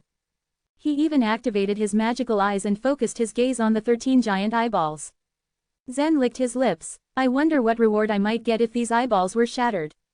Thinking quickly, Zen jumped up and broke through the fog, flying towards those huge eyeballs in the sky. However, just as he got close, a huge invisible force stopped him and slapped him away from the sky. Bang! The force was extremely shocking and also painful. Zen didn't have a choice but to stop and fall from his ascent. His body recoiled and he quickly fell from the tree. His instinctual reaction was to immediately try to stop the momentum of his fall. However, he quickly realized that he was powerless against the formless energy that currently surrounded him, so he simply resigned himself to his fate and let gravity do its thing. At the base of the sacred Ailanthus, Amber, Aurora, and the rest of the team waited for Zen to come down. A few of them had started theorizing why he still hadn't come down. That guy, could he have been sent back to the main city? Aurora raised her head but couldn't really make anything out of the thick fog that covered the tree. If Zen had been sent back to the main city, that meant he would have died up there. It would be a pity if that was the case. He has so many illusion points. It'll just be left up there on top of the tree, Vivian remarked. Amber, however, shook her head. I don't think he died. But it has been so long.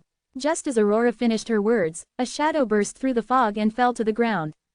Boom! The force of the impact caused the entire ground to tremble for a few seconds. Noticing the hole that had formed on the ground, Amber quickly went towards the crash site. Zen, she shouted, seeing Zen climbing out of the hole. Are you okay? Zen smiled at Amber's concern. Don't worry, I'm fine. Aurora floated over like a butterfly but, just as she was about to speak, quickly noticed a dark mass on top of her head. She looked up and her jaw almost fell to the ground after seeing a number of small skulls floating above her. It wasn't just her, Amber and the rest of the Demon Knight members were also taken aback by this surprise.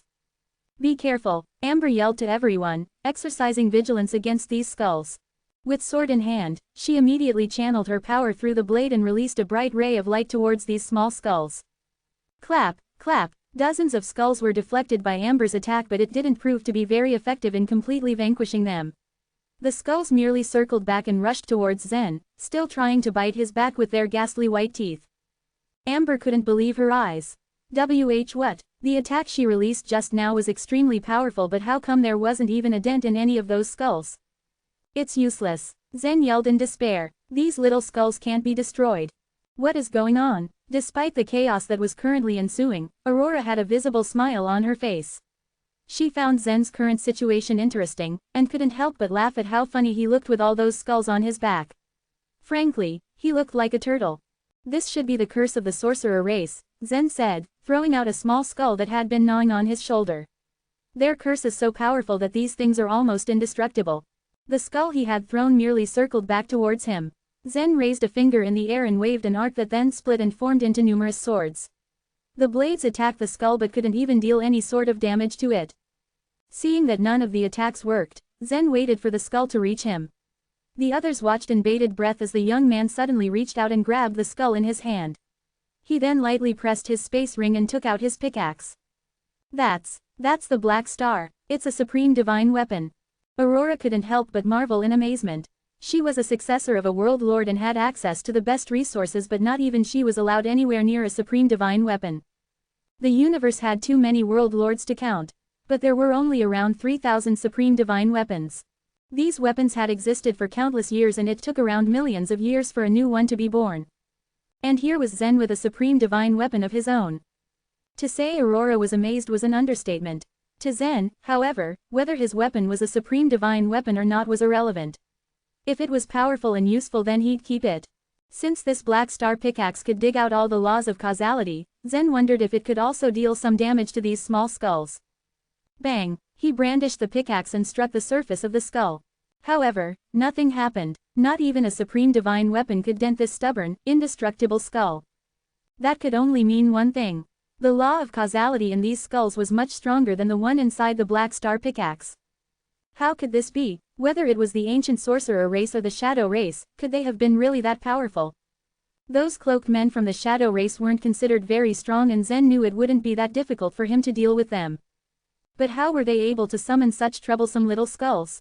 If the shadow race were this powerful, why did they flee to the back of the world? There was no going about it. Since not even the black star pickaxe worked on these fiends then Zen would just have to accept these skulls and their incessant biting. Aurora helped Zen remove a couple of skulls from his back. As she did so, she couldn't help but take one and examine it closely. A small smile broke through her face. I think I found a way to work this one out. What's that? Zen asked. Aurora raised the skull. These guys. They've been biting you the entire time, right? Yes. Zen nodded. And I have no idea how long they'll keep following me like this. Back in the main city, there are rules constructed by the law of the heavens. Fighting is forbidden there. Maybe we can give that power a try. Aurora suggested. Zen's eyes lit up at her suggestion. He suddenly wondered why he never thought of that before. As per the illusion battlefield's rules, fighting was strictly prohibited inside the main cities. This rule was inevitable since it was constructed by the heavens. He didn't think these skulls would be able to violate such absolute laws. With no option left, maybe Zen should try entering a main city. He had previously set off from the Demon Knight's main city and traveled 20,000 miles north before arriving at the Deadwood Gate. Near here, there were two main cities, one to the north and one to the west. He'd honestly do anything right now just to get rid of these pesky skulls. Other than these little skulls, what else did you get? Could it be 100 fruits? Aurora asked. She knew she'd never make it up there but she was still curious about what Zen had acquired from the top. Zen's eyes widened. 100 fruits would be worth 10 million points. He immediately took out his iron ticket but sighed in defeat. No, not a single fruit. I didn't even get one measly point. All I got are this and the annoying skulls. Apparently, I need to lose 5 million illusion points. Aurora gasped in amazement. 5 million. She herself had only managed to accumulate no more than 2 million illusion points and her rate hadn't been slow at all. What was so special with that iron ticket? Zen had directly been asked to pay so many illusion points. To enter the Hall of Causality, one would have to pay 5 million illusion points. Just what kind of priceless reward awaited there to warrant such a high price? Not many people would know since not many people really had that amount of points to begin with. However, Zen didn't really have the time to think about this with so many annoying skulls still on his back. Chapter 1238. Power of the Main City. Zen did not return to the main city of the Demon Knight with Aurora and Amber. The speed at which they traveled through the Deadwood Gate and received illusion points wasn't at all slow, where ordinary martial artists were concerned, but it was still far from enough for Zen. His quest for success was insatiable, and he would only accept the very best and fastest. Another consideration was that after Zen came to the Deadwood Gate, the illusion points that had been distributed to Aurora would naturally decrease. She probably didn't want him to stay either. Outside the Deadwood Gate, many of the Demon Knight warriors witnessed Zen's transformation into a streak of light that headed north. Amber watched Zen's departure with a complicated look on her face. Aurora glanced over at Amber and knew instinctively what she was thinking. After all, he probably represented the last sliver of a chance for her to regain her freedom, and that had meaning, no matter how small that chance was. I feel that Zen is already strong enough to fight the ace talents of the major powers. He might even be able to fight for a place in the top 100 of the illusion battlefield, Aurora said by way of encouragement. The top 100 of the illusion battlefield, no matter where those martial artists were placed in the top 100, would be considered exceptional and without par. They would be considered to be the blessed ones of the world. Some of them had rare and special bloodlines. Some had no peers to their innate talents. Others even had heaven-defying karmic luck. Out of a vast multitude of martial artists, only these kinds of warriors were qualified to be called the ace talents. Amber was silent for a long time, her eyes fixed on the disappearing streak of light. When Zen had completely disappeared from sight, she said, "Zen will win in the illusion battlefield." When Aurora heard her words and sensed the power of her conviction, a peculiar color appeared in her eyes. Win. Contest for first place. Amber is a bit too optimistic, Aurora thought realistically. Admittedly, Zen's strength was amazing, far surpassing that of an ordinary warrior of the Soul Sea realm. With the strength that Zen had displayed now, even an ordinary Spirit Supreme Realm warrior wouldn't be able to last one round against him. But the competition he faced now was even more terrifying. There were the ace talents from various races. For instance, the strength of Eunice from the Demon Knight was unfathomable. It would definitely not be easy for Zen to win, added to which, there were so many races in the universe. Every one of them had a strong competitor. Zen would have to face and best them all to win the illusion battlefield. Amber's faith in Zen was a bit too blind. However, Aurora wasn't going to point that out. If Zen was truly able to do it, she would be happy for Amber. Perhaps, he could really rescue Amber out of that purgatory in 3 years. It would take about 12 hours to open the Deadwood Gate again, after its fruits had been taken away. During this period of time, Aurora decided to bring the warriors from the Demon Knight back to the city to rest. Now, they were on their way back. Finally, Zen's teleportation token could be used again. However, every time he used the teleportation token, he would have to wait a long time before he could use it again. Now that he knew with certainty that there would be a main city to the north, he naturally would not want to waste a single teleportation opportunity. As he took off into the sky, his body trembled violently. After shaking off the bothersome small skulls that were swarming around him, he immediately turned into a flash of light and swiftly sped forward. Unimaginably, these small skulls chased after him non-stop with an almost primal need to slaughter Zen. In addition, their speed was almost the same as Zen's. No matter how fast he flew, they would fly as fast and match him. When he paused for a moment, those small skulls would bare their white teeth and bite him, which was more annoying than painful. However, Zen didn't know how to defeat them, or make these skulls abandon their pursuit of him. He was helpless against them. After flying for roughly 10,000 kilometers, a towering main city appeared ahead of them. Just by looking at the structure of the city walls, and the supporting buttresses and columns, Zen knew that this was a main city of the ogres. He slowed down for a bit and carefully observed his surroundings. At the same time, a series of coughing sounds came from behind him, as the skulls had caught up and were biting his back once more. Forget it, I'll just try and see if I can get rid of these skulls first. Zen's body trembled, and the force which he exuded pushed the skulls away. He once again turned into a streak of light and charged towards the main city. Outside of the main city, many ogre martial artists were still fighting ferociously. The ogres were a bloodthirsty and warlike race. The current hostile environment would only increase their fighting spirit. According to Zen's plan, now that he had obtained the teleportation token, he would travel back and forth between the main cities and fight outside these cities. However, right now, he was still in a hurry to get rid of the gnawing trouble behind him. Therefore, he didn't even spare a glance at the ogre martial artists dueling outside of the city. Instead, he dashed straight towards the main city. Whoosh! The speed of his passage as a light beam was extremely high. As the beam of light flew past, it produced a loud crackling roar. The ogre martial practitioners who were fighting suddenly saw this beam of light, and a look of surprise flashed across their faces. There was actually a swarm of skulls following the light. These ogre martial artists didn't understand the situation. What is that thing? The one at the front seems to be a human warrior who has transformed into light. What is he doing here? The ogre martial artists inside and outside of the main city began discussing the scene before their eyes with concern and curiosity. Zen ignored their marveling gazes and flew on towards the main city. However, just as he approached the main city, an ogre martial artist flew out with a giant spear resting on his shoulder and said with an evil grin on his face, "Hey, where did this human brat come from? If you want to escape to the main city, then leave behind your..."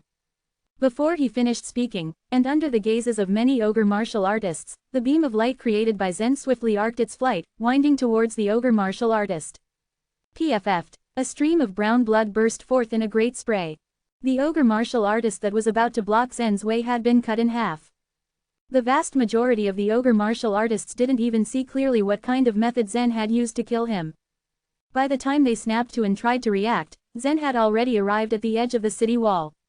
This scene immediately caused the ogre martial practitioners present to twist their faces in fear. Those who had been discussing this matter were immediately and completely silenced. They were afraid that Zen would look upon them as his next target. Zen's expression was extremely calm. He would not waste any more time here than necessary. He stepped onto the city walls, turned around, and looked back. He wanted to see what would happen to the small skulls. Would they be killed by the rules of the city? In next to no time, the gloominess in his eyes intensified. The small skulls were still grinding their white teeth, but they did not enter the main city. Instead, they lingered outside the city walls, as if the main city had a special force that repelled them and kept them outside the main city. Zen gritted his teeth and walked off the city wall. But, as he left, the small skulls acted like a school of sharks smelling the scent of blood, as they rushed towards Zen once again. When the small skulls bit onto his body, Zen once again entered the main city. The invisible force protecting the city once again isolated the small skulls from him, by keeping them outside. As for the ogre martial artists inside and outside of the main city, when they saw this bizarre scene, they stared at each other blankly. What is this fellow doing? At first, I even thought that those skulls were his weapons. It seems that he wanted to bring those skulls into the main city.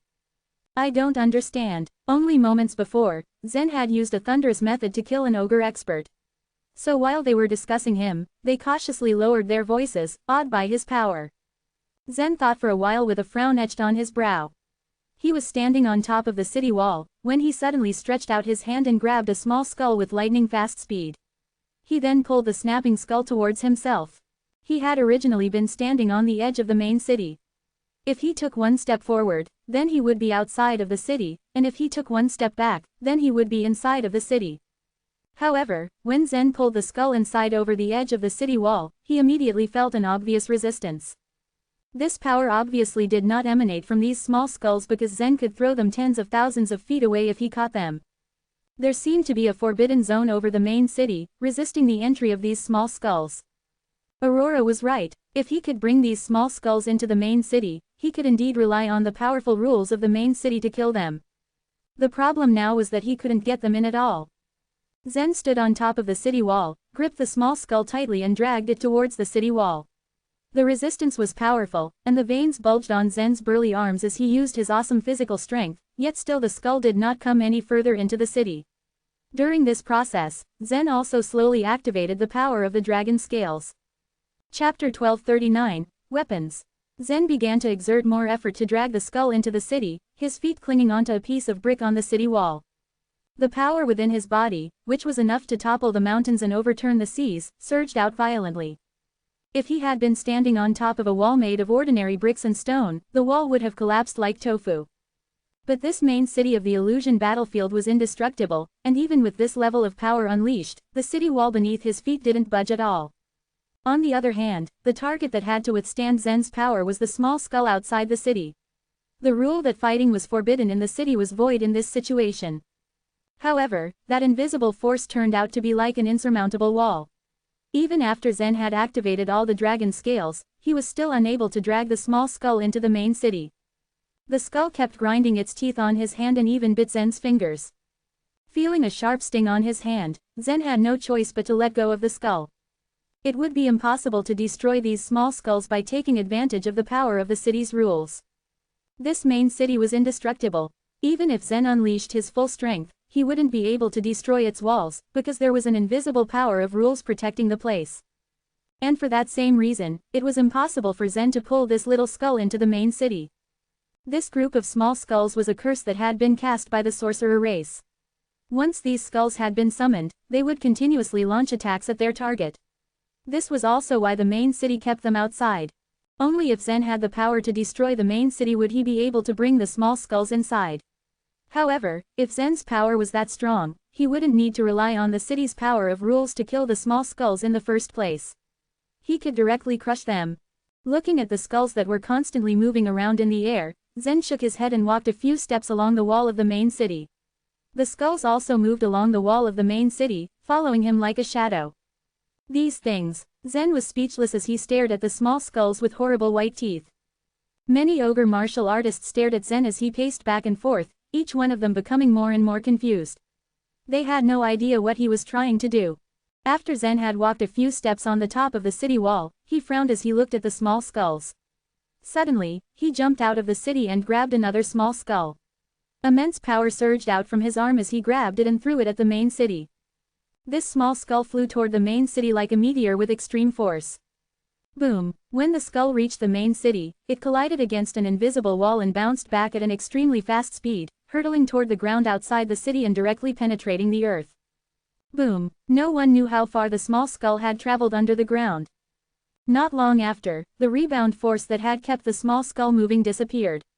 Soon, the small skull emerged from the ground far away from Zen before quickly returning to him and biting into his back. Huh, I get it, that human kid seems to want to get rid of those skulls behind him. I wonder where he attracted all these things.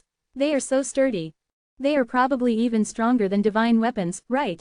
Although these ogre martial artists were talking in low voices, Zen still heard them. He had already been very depressed, and now, after hearing these words, a trace of killing intent flashed in his eyes. Since I can't get rid of these things, I'll just kill and gather the illusion points first. He decided. When Zen's aura changed, the expressions of all the ogre warriors inside and outside the city walls suddenly darkened.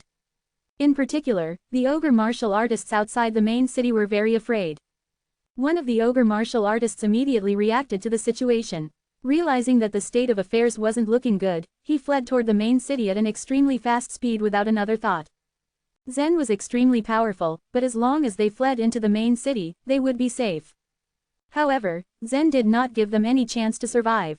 Swish! A small skull whizzed through the air, carrying a massive force as it smashed into the head of the ogre martial artist who had been running to the main city. The ogre martial artist had been wearing a helmet on his head, but the small skull had shattered it like it was nothing and split open the martial artist's head like it was a fragile watermelon. A light ball of illusion points spread out and shot toward Zen. Zen didn't even bother to calculate the number of illusion points he had gained. He simply pulled the small skulls behind him and shot them toward the rest of the ogre martial artists around him. Boom, bang, bong. Various sounds of collisions rang out. Zen had no other choice. These small skulls were terrifyingly tough. Combined with his frightening strength, they could become powerful weapons. However, he would rather that they had never appeared. In a few seconds, Zen had killed 8 ogre martial artists. Of course, there had been a lot more ogre martial artists in the vicinity to begin with. Most of them had fled back to the main city, while another few had fled into the wilderness, not daring to return to the city. Zen didn't bother to chase after any of them. He circled around the main city, clutching one of the small skulls tightly in his hand. Whenever he encountered any ogre martial artists outside the city, he would throw the small skull at them, killing them one by one. More effort was required to kill ogre martial artists with powerful strength, but the weaker ones could be killed with just one strike from the small skull. Knowing that Zen was still out there, the ogre martial artists inside the main city began to despair. None of them had expected that such a fiend would appear outside the main city. And yet, he was nothing but a human brat. By the time Zen circled around the main city a second time, there was no one outside. The ogre martial artists who had been fighting each other had either been killed by Zen and returned to the main city to be revived, or had fled into the wilderness. It's almost empty. It's time to move to another city, Zen thought, shaking his head. It was not until an hour after Zen had left the main city that a few ogre warriors carefully walked out of the city walls, looking in the direction Zen had left with traces of fear on their faces. In a quiet corner in the wilderness, the teleportation token once again appeared in Zen's hand. After it was activated, Zen's figure disappeared from the place with a flash of bright light. The next instant, Zen appeared in a peculiar space. His gaze swept over his surroundings. Raising his eyebrows, he thought, those skulls aren't following me anymore. The teleportation token could make Zen instantly appear in the center of a certain main city. He had wanted to see what would happen if he brought these skulls into the center of any city. However, the skulls had not followed Zen when he was teleported. After choosing a main city, Zen had descended to that city. The main city in front of him was foreign to him. All of the houses in this main city were exquisite, with a round and pointed top. They were built in a style that Zen had never seen before. The Knight group is a small race in the upper world. However, the buildings of this group are exquisite and meticulous, Zen thought and looked around as he walked toward the walls of the main city. The Knight group was a group that was rich in assassins. Zen had encountered them before on the Sea God continent. This group was skilled in the art of assassination, but hiding and assassinating would not take them far. They couldn't become a mainstream force. When Zen arrived at the city walls, his eyebrows twitched. Those several hundred small skulls were already waiting for him outside the city. The teleportation token had brought him at least 10 million miles away, But it seemed that these little skulls could actually ignore the boundaries of space and reach this place at almost the same time as he had. The sorcerer race's spells were really amazing. Alas, Zen could only use these small skulls to continue to clean up the city of the Night Group. Even though the members of the Night Group of the upper world were adept at assassinations, their skills were useless on Zen since he had magic vision. He found it much easier to clean up this place than cleaning up the ogre city. After a few rounds of killing, no one dared to leave the city. I have to move to another place now. Zen's eyes were indifferent as he quietly left this main city. However, this time, he did not take out his teleportation token. Instead, he took out the iron ticket. Zen had wiped out most sheep of the two cities and had accumulated quite a lot of illusion points. However, his ranking was still falling. His ranking in this supreme world had fallen below 300th while his ranking in the entire illusion battlefield had fallen below 17,000th. If he continued to rely on gathering illusion points by killing around these main cities, his rankings wouldn't rise at all. Chapter 1240. In the room. Zen's efficiency in gathering illusion points was not slow. There was no need to tire himself with traveling. All he needed to do was take out the teleportation token to get to his next destination. This made everything extremely convenient and saved him a lot of time as well. However, he still had a long way to go when it came to bridging the gap between him and other top warriors in terms of the number of illusion points they had gathered. Why was this the case? Had he missed something? Did the other top warriors know something he didn't? Zen took out the iron ticket and a voice immediately spoke in his mind. You can enter the Hall of Causality after paying 5 million illusion points. A total of 10 warriors is required to open the hall, and 6 more are needed. Would you like to pay the illusion points? What? 6 more? That meant 6 more warriors were needed to open the hall. Back when Zen first got the ticket, only 3 more people were needed. Why did the number get higher? Oh, wait, I just realized. 10 warriors have already opened the Hall of Causality. The 4 who are currently waiting must be another group. He said to himself. 5 million illusion points was a lot, even for Zen. But it seemed there were still a few who were willing to make such a risky bargain. It was terribly difficult to gather illusion points. Warriors didn't just stand in a queue outside the main city for him to kill. He could kill dozens but still gathered only less than 1 million illusion points. There were tons of warriors around but not many of them were as strong and loaded with points as Lucille. It seemed he had no choice but to enter the Hall of Causality despite the terribly high price it asked of him. Zen made his decision and infused a thought into the iron ticket. I'd like to pay the illusion points. Whoosh, whoosh, whoosh. With his consent, the illusion points immediately shot out from his body. 5 million illusion points was quickly extracted from Zen and transferred onto the iron ticket. Due to the sheer amount of points to be transferred, the process naturally took quite a long time. Zen couldn't help but let his thoughts wander as he gazed at these yellow illusion points. What were they used for exactly? Were they simply for the sake of the rankings? It couldn't be that simple. Could it? Did the illusion battlefield and its point system only exist to let warriors experience life and death situations in order to strengthen their minds against pain and inevitable death? Zen would have to wait until the illusion battlefield closed to get his answer. After the iron ticket absorbed the designated total number of points, it began to emit a dazzling yellow light. Crack! There was a sharp, crisp sound and the light began to expand until it was tall and wide enough for a person to pass through. Zen did not hesitate. He had to shield his eyes from the blinding light but he willingly stepped inside. Once everything dimmed, Zen looked up and saw a small, square room in front of him. He swept his gaze and saw 4 people sitting in their respective corners. One was an ogre and the other 3 were human, 2 men and 1 woman. Their auras were not weak at all and he knew they couldn't be underestimated. Those who activated the iron ticket had to pass through some ancient ruins or secret areas after all. Those who were deemed worthy often had to prove themselves capable first. Moreover, 5 million illusion points was also another requirement to open this door. Luck could only take a warrior so far. Gathering that many points meant that these 4 were also strong competitors on the battlefield. We've got another one. Seems like we still need 5 more, one of them said, glancing at Zen indifferently. The ogre stared him up and down with a faint glint of provocation in his eyes. He had done this to the 4 other warriors that entered prior to Zen but they all just ignored him. Is this the place? There doesn't seem to be an exit, he asked and glanced over his shoulder. The skulls had been biting his back all this time but they did not follow him into the hall. This is only a waiting room. It's only until we gather a total of 10 people that we can open the Hall of Causality. You can just sit over here and wait, the white-robed, human woman told him. This hadn't been the first time she entered the hall, so she was already familiar with the process. For her, the first-timers would surely be dragging her down. She couldn't help but show her disappointment in her faces. She didn't really have a choice though. The Hall of Causality required 10 warriors for it to open, so cooperation with each other was needed to advance. Fighting was also strictly prohibited in this room, so it would be impossible for her to drive the others out. Zen nodded, not minding the slight attitude she was giving him. However, the waiting kind of irked him. He didn't like wasting time. If he knew this was going to happen, then he would have investigated the iron ticket a bit more. Sighing because he realized there was no going about this, Zen simply chose his corner and sat down.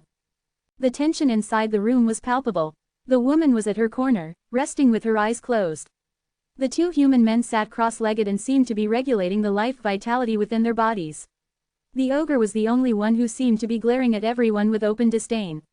It was quite apparent that he was itching for a fight with someone. As Zen sat down, he held out his hand and a mini mountain started spinning out. It was the magnetic sacred mountain refined by Zen.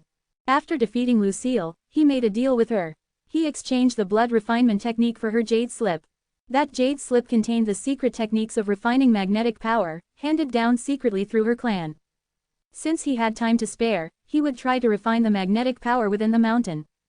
The ogre glared at the mountain. Refining it into a weapon seemed foolish, at least to him. The other 2 males also looked at the mountain and quickly sized Zen up.